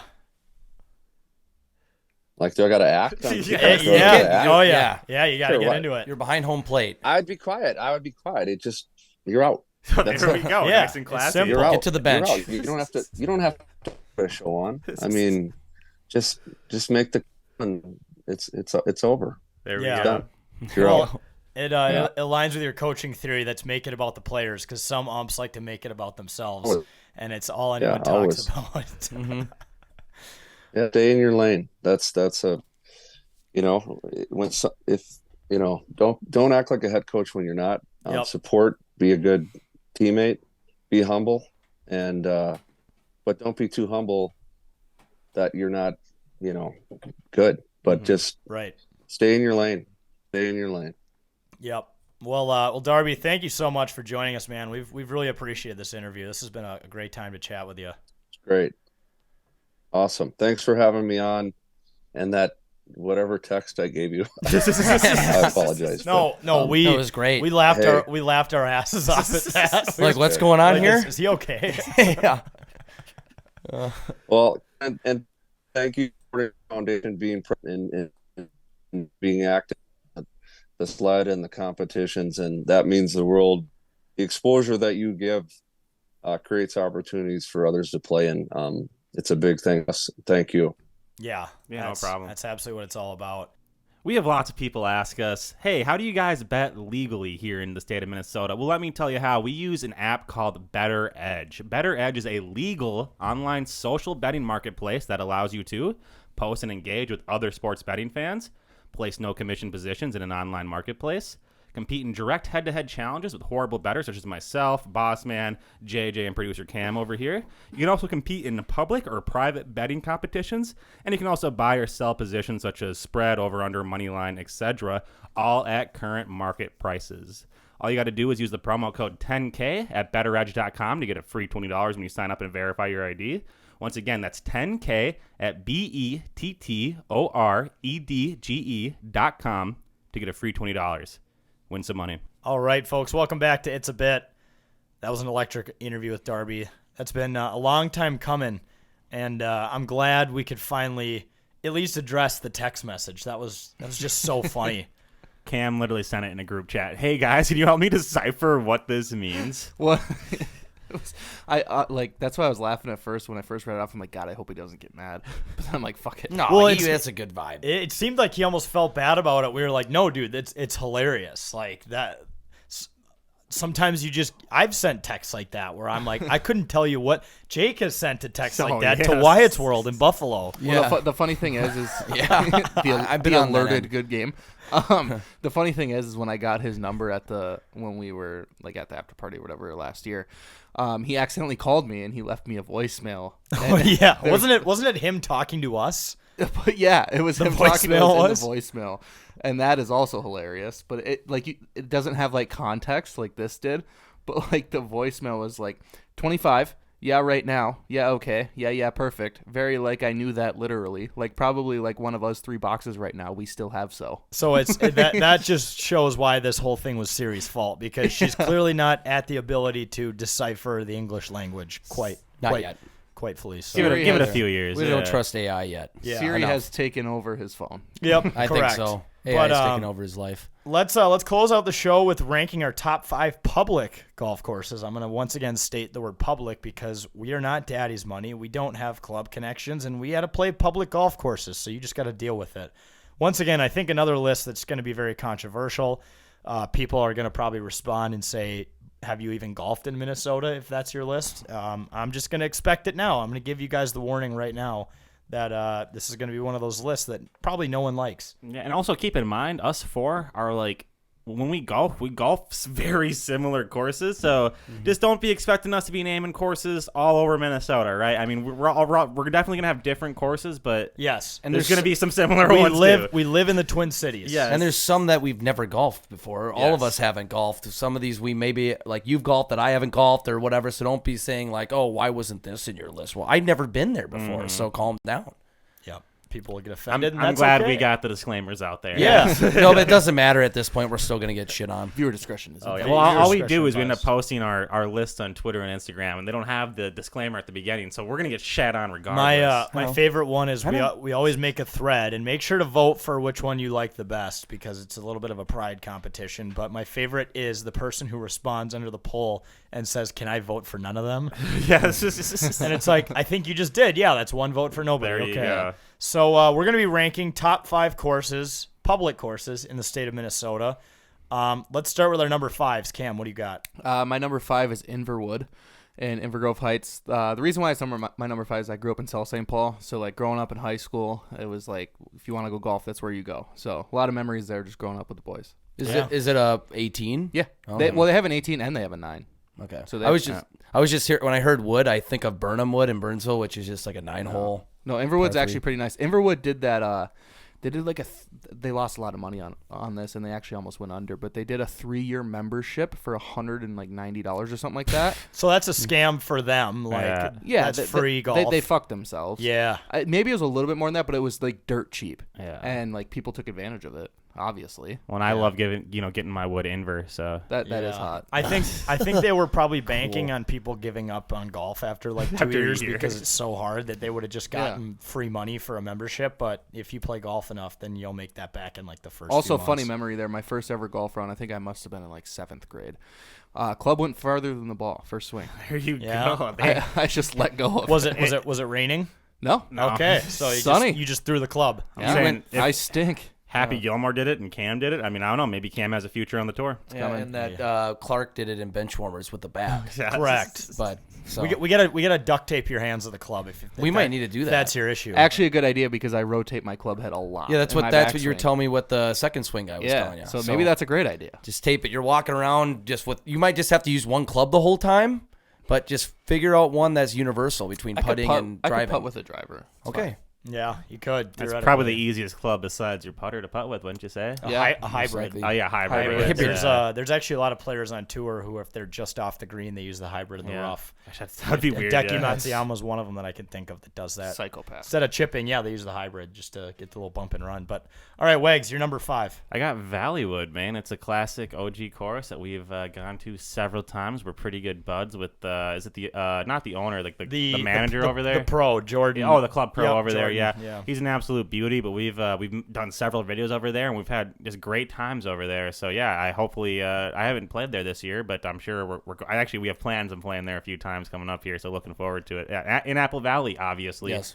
I was always surprised that there weren't more courses in the South Metro outside of like Lakeville and Prior Lake. I always thought Egan and Apple Valley would have been just riddled with them, but when I lived down there, it was hard. Yeah, to find it, but Valleywood is fun. Valleywood's like the one good one in that area I can think of. I feel like Egan and like Burnsville and Apple Valley, they have a bunch of like par 3 courses. They have a ton. Yeah. It's just not our There's vibe. nine-hole par 3 courses. Because they have Lost Spur, which is actually pretty nice for like a 9-hole. I think that they actually have like par 5s and par 4s in there. But it's just 9 holes. I like Valleywood's driving range because if memory serves me right, their driving range is like all uphill, so it keeps you honest. Mm-hmm. On like what your yardage actually. And if you can hit a big enough piss missile at that fucking water tower, it makes a boing. Yes, you hear it on hole 1 all the time. Yeah, it's great. The child in you comes out and is like, I just want to hit that water tower as many times as I can. That's my goal. But if you hook, I forget what hole it is, but if you hook it. Right, but the hole that's like right up against the fence and that hole 9, busy road. Yeah, those cars are fucked. You're thinking of like, hole 4. That's hole 3. It's on the left side. It's like the freeway, right? The downhill par 5 that dog legs left. Yeah, I've hit several balls into traffic. Yes, I've always that's always something in my mind when I'm on that hole is like, just don't pull it, Like when you're thinking that, you always fucking pull. And every time I drive on that road, I go as fast as I fucking can because I know what's on the other side. There used to be a different golf course in Apple Valley, and I forget what it was called. I think it was just a 9-hole course, just a small one. And my grandpa, he was driving back in the day. He was driving down the road. He had his windows down, and a golf ball came through the window and just landed in the passenger seat. Scared the shit out of him. Oh, that's a Pro V. That's a nightmare fuel right there. Terrified. Thank God he had his window down though, because otherwise it would have shattered it. Chevy Chase, play it as it lies. Yeah, play it as it lies. I had to hit it off Frankenstein's fat foot. Remember? Yeah, so number 5, I got Rush Creek, which is right up here in the Northwest Metro. Yes. Maple Grove, good course, tough course, a lot of water, hence the word creek in there, but a lot of marsh, really pure fairways, very good greens, quick greens, but it's a pricey course, I'm not going to lie. It's probably one of the higher quality public courses you can play. I know there's a lot of pro athletes that play that one, but really great course. Yeah, Rush Creek's a fun one. It's close to home here in Plymouth, and just an enjoyable little track. So, Rush Creek. It's very nice. Great bar there, too. Fantastic. Really nice clubhouse. There's always a wedding, no matter what day of the week it is. I swear there's a fucking wedding there. Like, I was at the driving range on a Thursday, and there was a wedding, and I'm like, what? Like, I've been to weekday weddings before, but this place has to be the busiest venue in the Twin Cities, because I've been to that golf course 3 or 4 times. Different days of the week, there's always a wedding. Sunday weddings. They've had fucking Sunday weddings there. I don't know. So, yeah, Rush Creek, number 5 for me. Jake? My number 5 is Bluff Creek. I always liked Bluff Creek. It was the first place I played 18 holes of golf in my entire life. And it's a nice track. You have some woods out there. It's out in Chanhassen area, beautiful area. And I've always and we did film a video there as well. And I got to say, I enjoy that course quite a bit. Been out there a lot. One of my probably top 3 golf memory for me is actually shooting a video out there at Bluff Creek, and we had our buddy who actually was part of the brand for maybe a few months, Aiden. Yeah, he was filming us, but obviously we had 2 golf carts and we had filmers, so he was literally sitting on the back where where you put your clubs and holding on, and in the course of filming, he falls off the fucking golf cart. You guys remember this? Yeah. Yep. You could see it on the video too. Yes. We were like looking at, or not on our video that we uploaded, but we were looking back at it. And it's not like the golf cart was still. No, it was going downhill. It was moving when this kid hit the ground. He did a little tumble. It was hilarious. I'm going to say that a factor of that was that him and our other camera guy were hammering the electric lettuce, allegedly. Yeah, vitamins. They were popping vitamins on the course. Bro. Electric lettuce. Never heard of lettuce. That's Really? great. Yep. So that was also when we tried to do this like 2-group video thing, and that was when like Eli couldn't get the shot tracer to work, when he literally didn't like click start on the app. Oh yeah, so it was supposed to be our group versus 4 other 10K guys in a two team scramble best ball or like match play, right? And so we film all of our content. They were going to go film all theirs. We were going to put it together. It was going to be this great match. First big golf video we did. They come in. They were in the group behind us. They come in. Oh yeah, we don't have any footage. I was like, fuck was the point of all this then? I couldn't get the shot tracer to work. And I go, Eli, I showed you how shot trace. Yeah, it just wasn't working. I'm like, what does that mean? Like, what wasn't working? I couldn't open the app. I'm like, you pressed the button. Like, oh yeah. No, you literally. So you ended up showing it to him, and so what you do is you open the app, and then right here you click start, and then you go to the right, and then he literally responds, "Oh, I didn't even think of that." And we're just that's the basic thing you start with. Damn it. That was the start of Eli, State of Skull. That was also, that just goes back to just wasted company time that happens. Not that like anyone was getting paid out there, but we paid to play golf there for that reason. Had these camera guys that took time out of their day. We took a long time to shoot our round accurately, but the group behind us didn't shoot theirs. It was definitely a learning experience. Yeah, and you know what? As someone who had to edit those videos, I'm kind of glad because it takes about 3 or 4 days, full days of working to edit like an 18-hole round of golf with all the camaraderie and stuff. So yeah. That would have been like a 2-month project. Mm-hmm. And back in those days, we weren't getting many views. So maybe it worked out for the best. But yeah, good number 5. Let's go into number 4. Is top golf courses, public golf courses, Minnesota. Cam, what do you got? My number 4 is Rush Creek. I'm the worst golfer ever, so it is very hard. I did break my driver there as well. Yeah. But it is beautiful, and it's expensive for a reason. Like, it's top notch. Mm-hmm. So top notch? It definitely had to be in there. Mm-hmm. Yep. It's good. Yeah, good course. Sane. Yeah, I'm going to go with Deer Run. I love Deer Run. I mean, I guess we've blown the secret because we've talked about it so many times. On Fridays, they have Fireball Fridays where they give you a free shot on Fridays. We love to golf there on Fridays. Got to do it more this year. But it's just the way they take care of their course is just absolutely beautiful there. It's not a super wide course. It's super narrow, so you got to be a little bit more accurate. But just a lot of fun to play. And, again, it looks gorgeous there. It kind of feels like it feels like, in a way, a private club, even though it's public, right? I've always said that. It's old-fashioned, too. Like, the clubhouse, they haven't remodeled it much since probably the mid-1900s. Mm-hmm. And that's obviously for a reason. Like, you walk into the bar, there's a cigar lounge, there's no TVs, there's a fireplace, like leather. It feels like a gentleman's club, right? Yeah. Furniture, like the old guys are, kicking it, having a few beers on tap after the round. Yep. You almost feel like you go back in time a little bit, but... Yeah, Deer Run's a great course. Also, in terms of the beverage service, if you order a mixed drink there, we learned this last time, they give you a plastic like souvenir cup that says Deer Run on it. Okay, I've never got a mixer there, so that's good to know. Yeah. Yep, we have them at the house now. Look at that. It's like it's those little things that add up. Yeah, it's the little things. You're right though. It's a little nice thing at golf courses that actually make you want to return, right, and play again. Yeah. I think I'll spill the beans. It's on my list, so I might talk about this a little more. But I think I've knocked down like my most birdies at that course just in my career golf. If you want to call it a fucking career. It's a scoreable course. Yeah. So which is a good course to have a PR on. I would have thrown it on my list, but I knew everyone else was going to, so I mixed it up. I threw number 4. I got Keller in Maplewood. That's a great one. A lot of history there. A lot of people don't know that I think a U.S. Open in the early 1900s was played there, as well as all sorts of other tournaments. Some Lady PGA U.S. Opens have been there. If you walk inside, it's literally just like a photo book of history of golf. And they actually shut that course down for like 5 years when I was in high school just to redo it and bring it back. And I'll tell you this, for like the quality of it, it is one of the most affordable courses you can golf at in the Twin Cities. And awesome bar in there and everything, and some really cool views. There's one hole, I think it's hole 12, you tee off, you have a view of this huge lake, and there's a massive water ski jump on it, which is kind of cool, something you always remember. The only thing I hate about it, and I've made the video on Bogeys with Bossman last year, is hole fucking 3, which is it's a 140-yard par 3 with a big-ass oak tree in the middle. And if you want to be on this green, you have to fly it over this tree, but put enough spin on it so that it sits on the back, because there's woods behind the fucking green. So you basically are either hitting into the tree or you're flying the green.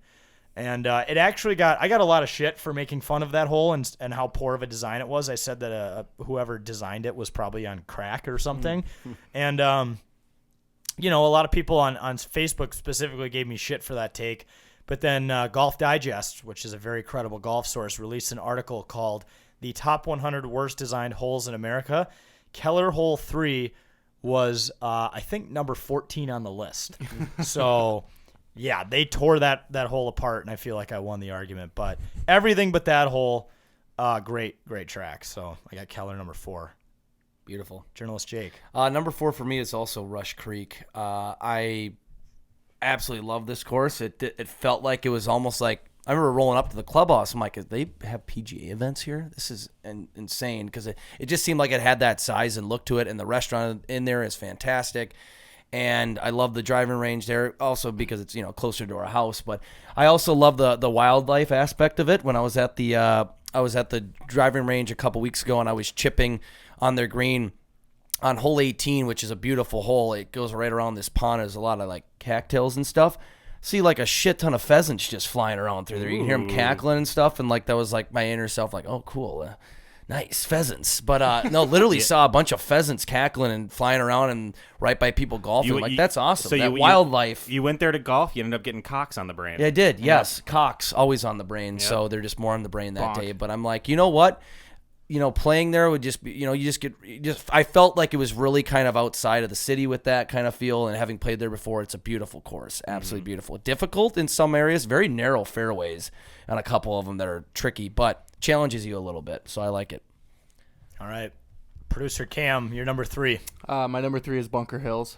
It's another beautiful course, and their bar / like restaurant area is super awesome, and that was our first ever 10K golf tournament, so they helped us get off the ground with that whole tournament, and obviously got to give it to them for that. So that's why I like them a lot. They have 27 holes there, right? Yep. Yeah, they got a lot. That was huge. That was confusing. During a scramble, it was very confusing. That was the only thing, but other than that, the course itself was beautiful. They had a great place afterwards for the banquet. I remember that. Yeah, that was the only time I've ever played there. I wouldn't mind playing there again. I had a lot of fun actually. Yep.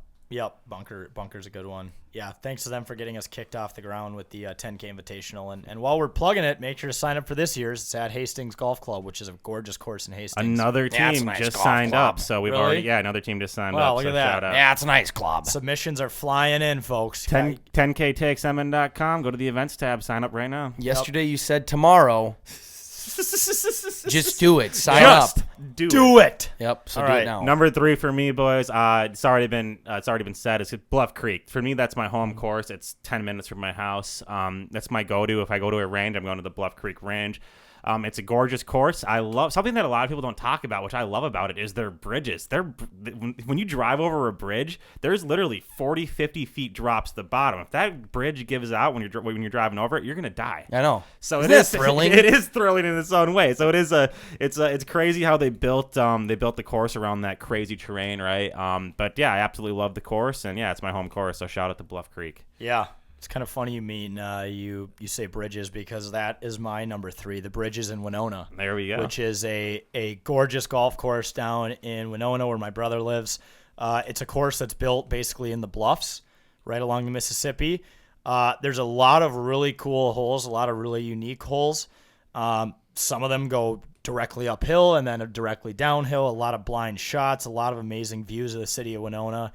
And bridges, they're very unique. They have those, those massive like steel bridges that are built over 2 cliffs, where it's like these super tall metal poles, and they have like a ton of those because there's all these like valleys and stuff. So, I know a lot of people might give me shit saying like, well, Rush Creek's in way better shape than the bridges, but it's all about like the design, the views. It's more than just that. So what people need to remember is that beauty is in the eye of the beholder. People are going to have a different taste of what they consider beautiful. There you go. But if you're a Winona resident or you've played there or you're even going through there for a trip or something, I definitely recommend you stop and play there. It's just such a unique golf course. If you're someone who appreciates more than just the course itself and the design and the experience, I definitely recommend you play there, Winona. So that's my number 3. All right, journalist Jake, number 2, or you're number 3. Sorry.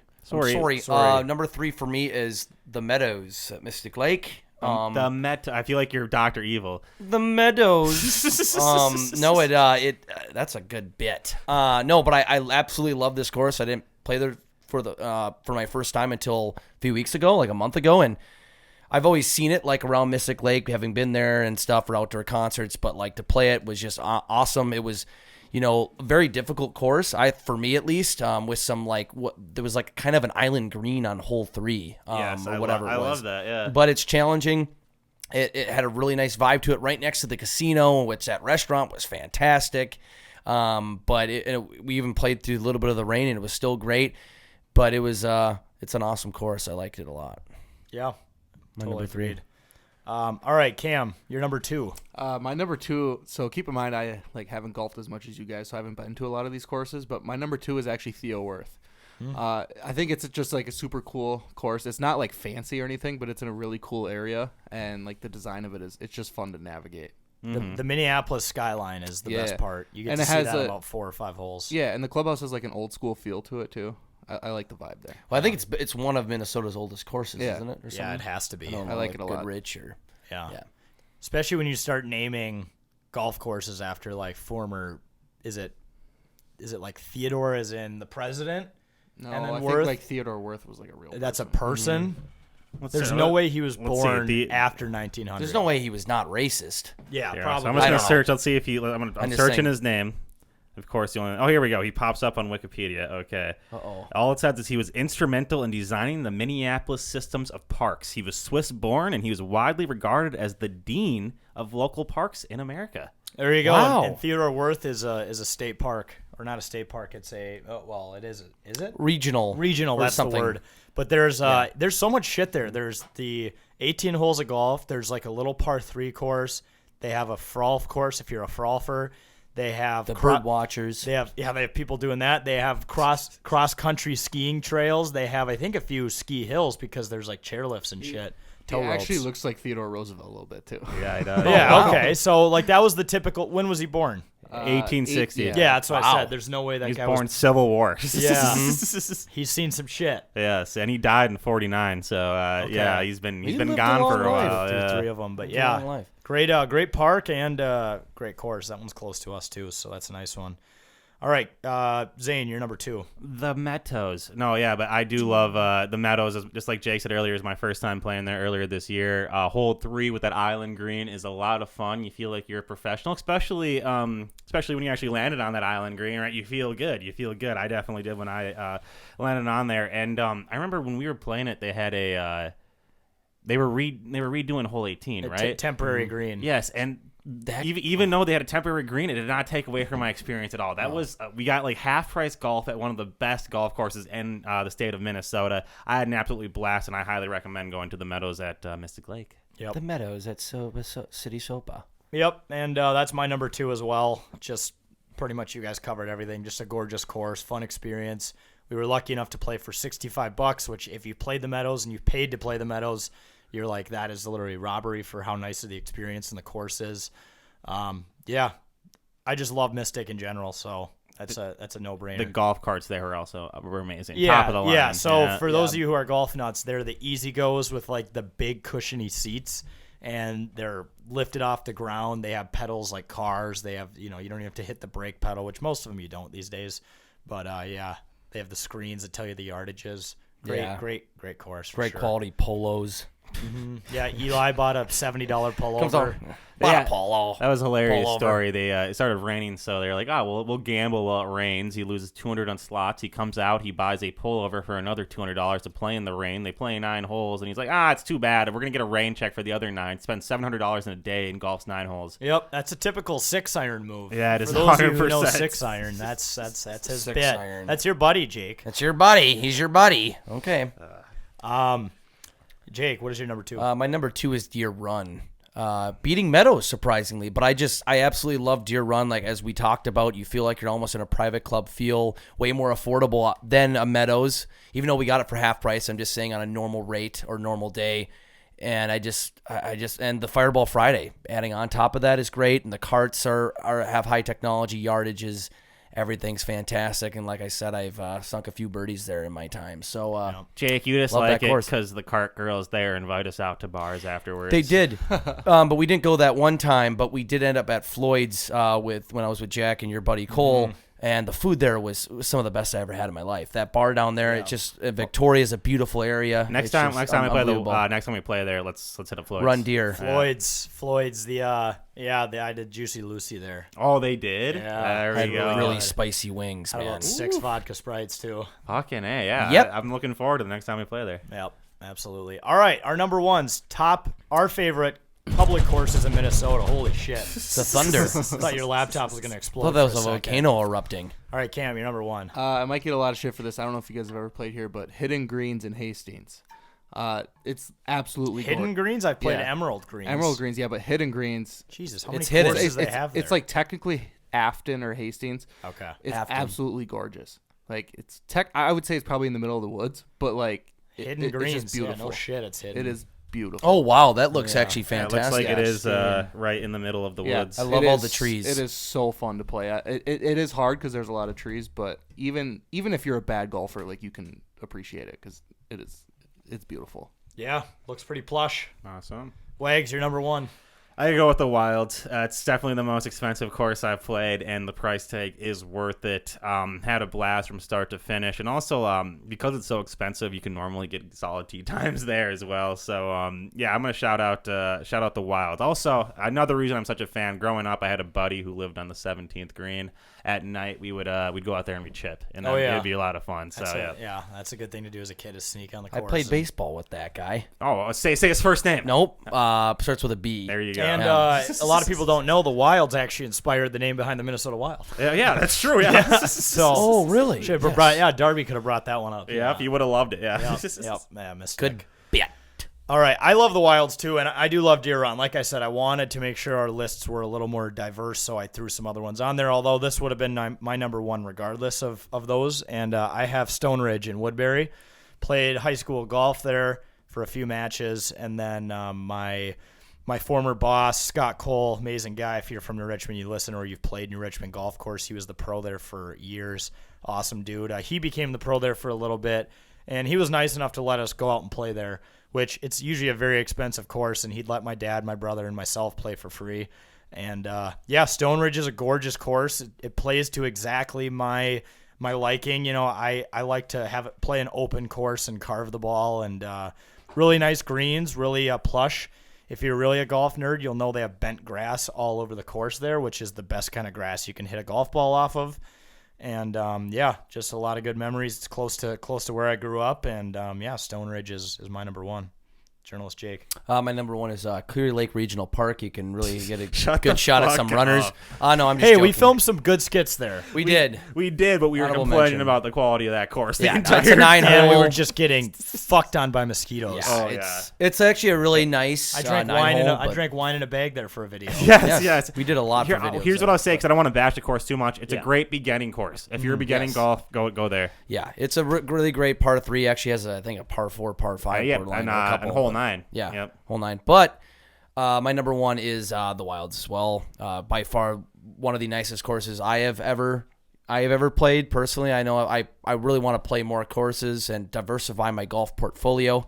That's a very adult thing for me to say. But the Wilds is a fantastic course, as Zane was alluding to. Just you feel like you're kind of up north in the woods at a couple holes, but you can see the huge houses that are on there, and it's challenging, but definitely scoreable even for someone as good as me. And it's very plush, very nice. Carts were amazing. It just, even the starter, like they were the very serious, where you have the starter making sure you're starting on time, but he was very polite, telling us about the first few holes even. I remember like when we played there, and that's a good starter. Fantastic service. Not the kind of guy who bitches at you. Good starter and everything. The green, it was a great location. That's the best course I've played so far. Public courses, I should say. Honorable mention, I have Loggers Trail. This list was actually really hard, and I could have came up with plenty more. Some of them I haven't played enough, whereas these are some of the top ones I've played, but yeah, I could have done 20 of those, and list could have gone on. But we can make this a yearly draft for sure. I'm sure, or rankings for sure, because we're just gonna keep exploring and just like Jake said, diversifying the golf portfolio. Well, really quick honorable mentions like Victory Links. Yeah. I like that because it's like a pro course in a way. You know what I don't like about pairs. Victory Links though, and maybe it doesn't bug. All the planes flying overhead is a little I distracting. know, but it is a nice just layout. It's you a nice do have course, a vibe yeah. like it's a PGA course, and Yeah. then I like Goodrich a lot, kind of in a shitty area, but Yeah. it's a nice course. And then Oak Glen is okay.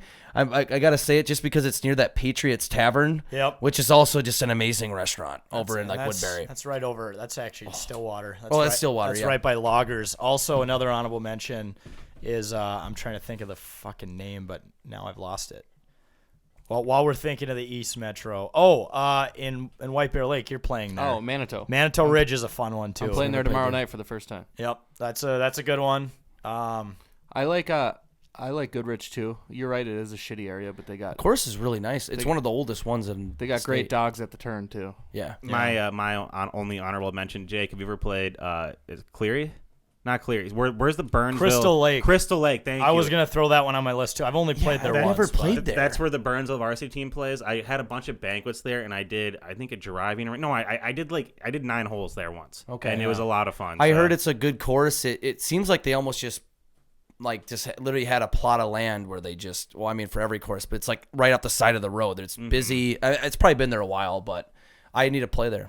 Yep, that's another good one. Hey, anything we missed, let us know. Send us some DMs to check out some new courses. I think we're all trying to play more courses, so let us know. There's always hidden gems. Right when you think you know every golf course in the city, someone DMs you about one in some back channel between two cities that they're not on the internet, but they're a gold mine. Let us know which other ones we need to play. I remember 2 weeks ago we got done playing Bluff Creek, and all of a sudden we were driving back, and Hall of Greens, like right down the street. We never played Hall of Greens. I've already heard it from a few people that you got to play like Pioneer Trail. Yep, I've heard that as well. It's the same person who designed Windsong. Yep. And they say it, but I've looked up tee times, and it's super affordable, and it's rated one of the best public courses in the state. Yep. Okay. So that's another one. It's over towards Chanhassen, I think, over towards Bluff Creek, but also Windsong. I don't even know if you can publicly play there. Yeah, I don't know. I mean, there's also, we haven't even cracked fucking like Giants Ridge, Breezy Point, like Brainerd. I know there's a ton more awesome courses up there to experience. Yeah, I need to get more out there. Yeah, I played Breezy Point, but I was like 11 years old. Yeah, with my dad, and so drunk. I can't even. So and I was hammered, of course. 11 years old. Yeah, naturally in Minnesota for sure. But all right, folks, that does it for another episode of It's a Bit. Remember to sign up for the 10K Invitational on our website, 10ktakesmn.com. Click the events tab. It's filling up fast. If you want to sponsor, there's also a link in there. Or if you can't make it and you just want to donate to Give 16, an awesome cause, there's a link to do that as well. Also, make sure to check out our shop while you're on our website and look at all the new merch we have, 10K Takes, and some new Twin stuff.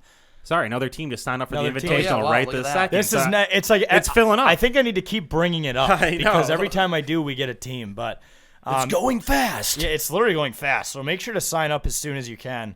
And then also, too, make sure to check us out on KFAN, as we mentioned. We're on KFAN every Saturday talking sports betting at 2 p.m. Central Time. Or you can listen at kfan.iheart.com in addition to 100.3 FM. And also make sure to check out all the other pods in our network. It's on the Listen tab. And finally, follow us on all socials at 10K Takes. But thank you guys so much for supporting us as always, and we'll see you next week.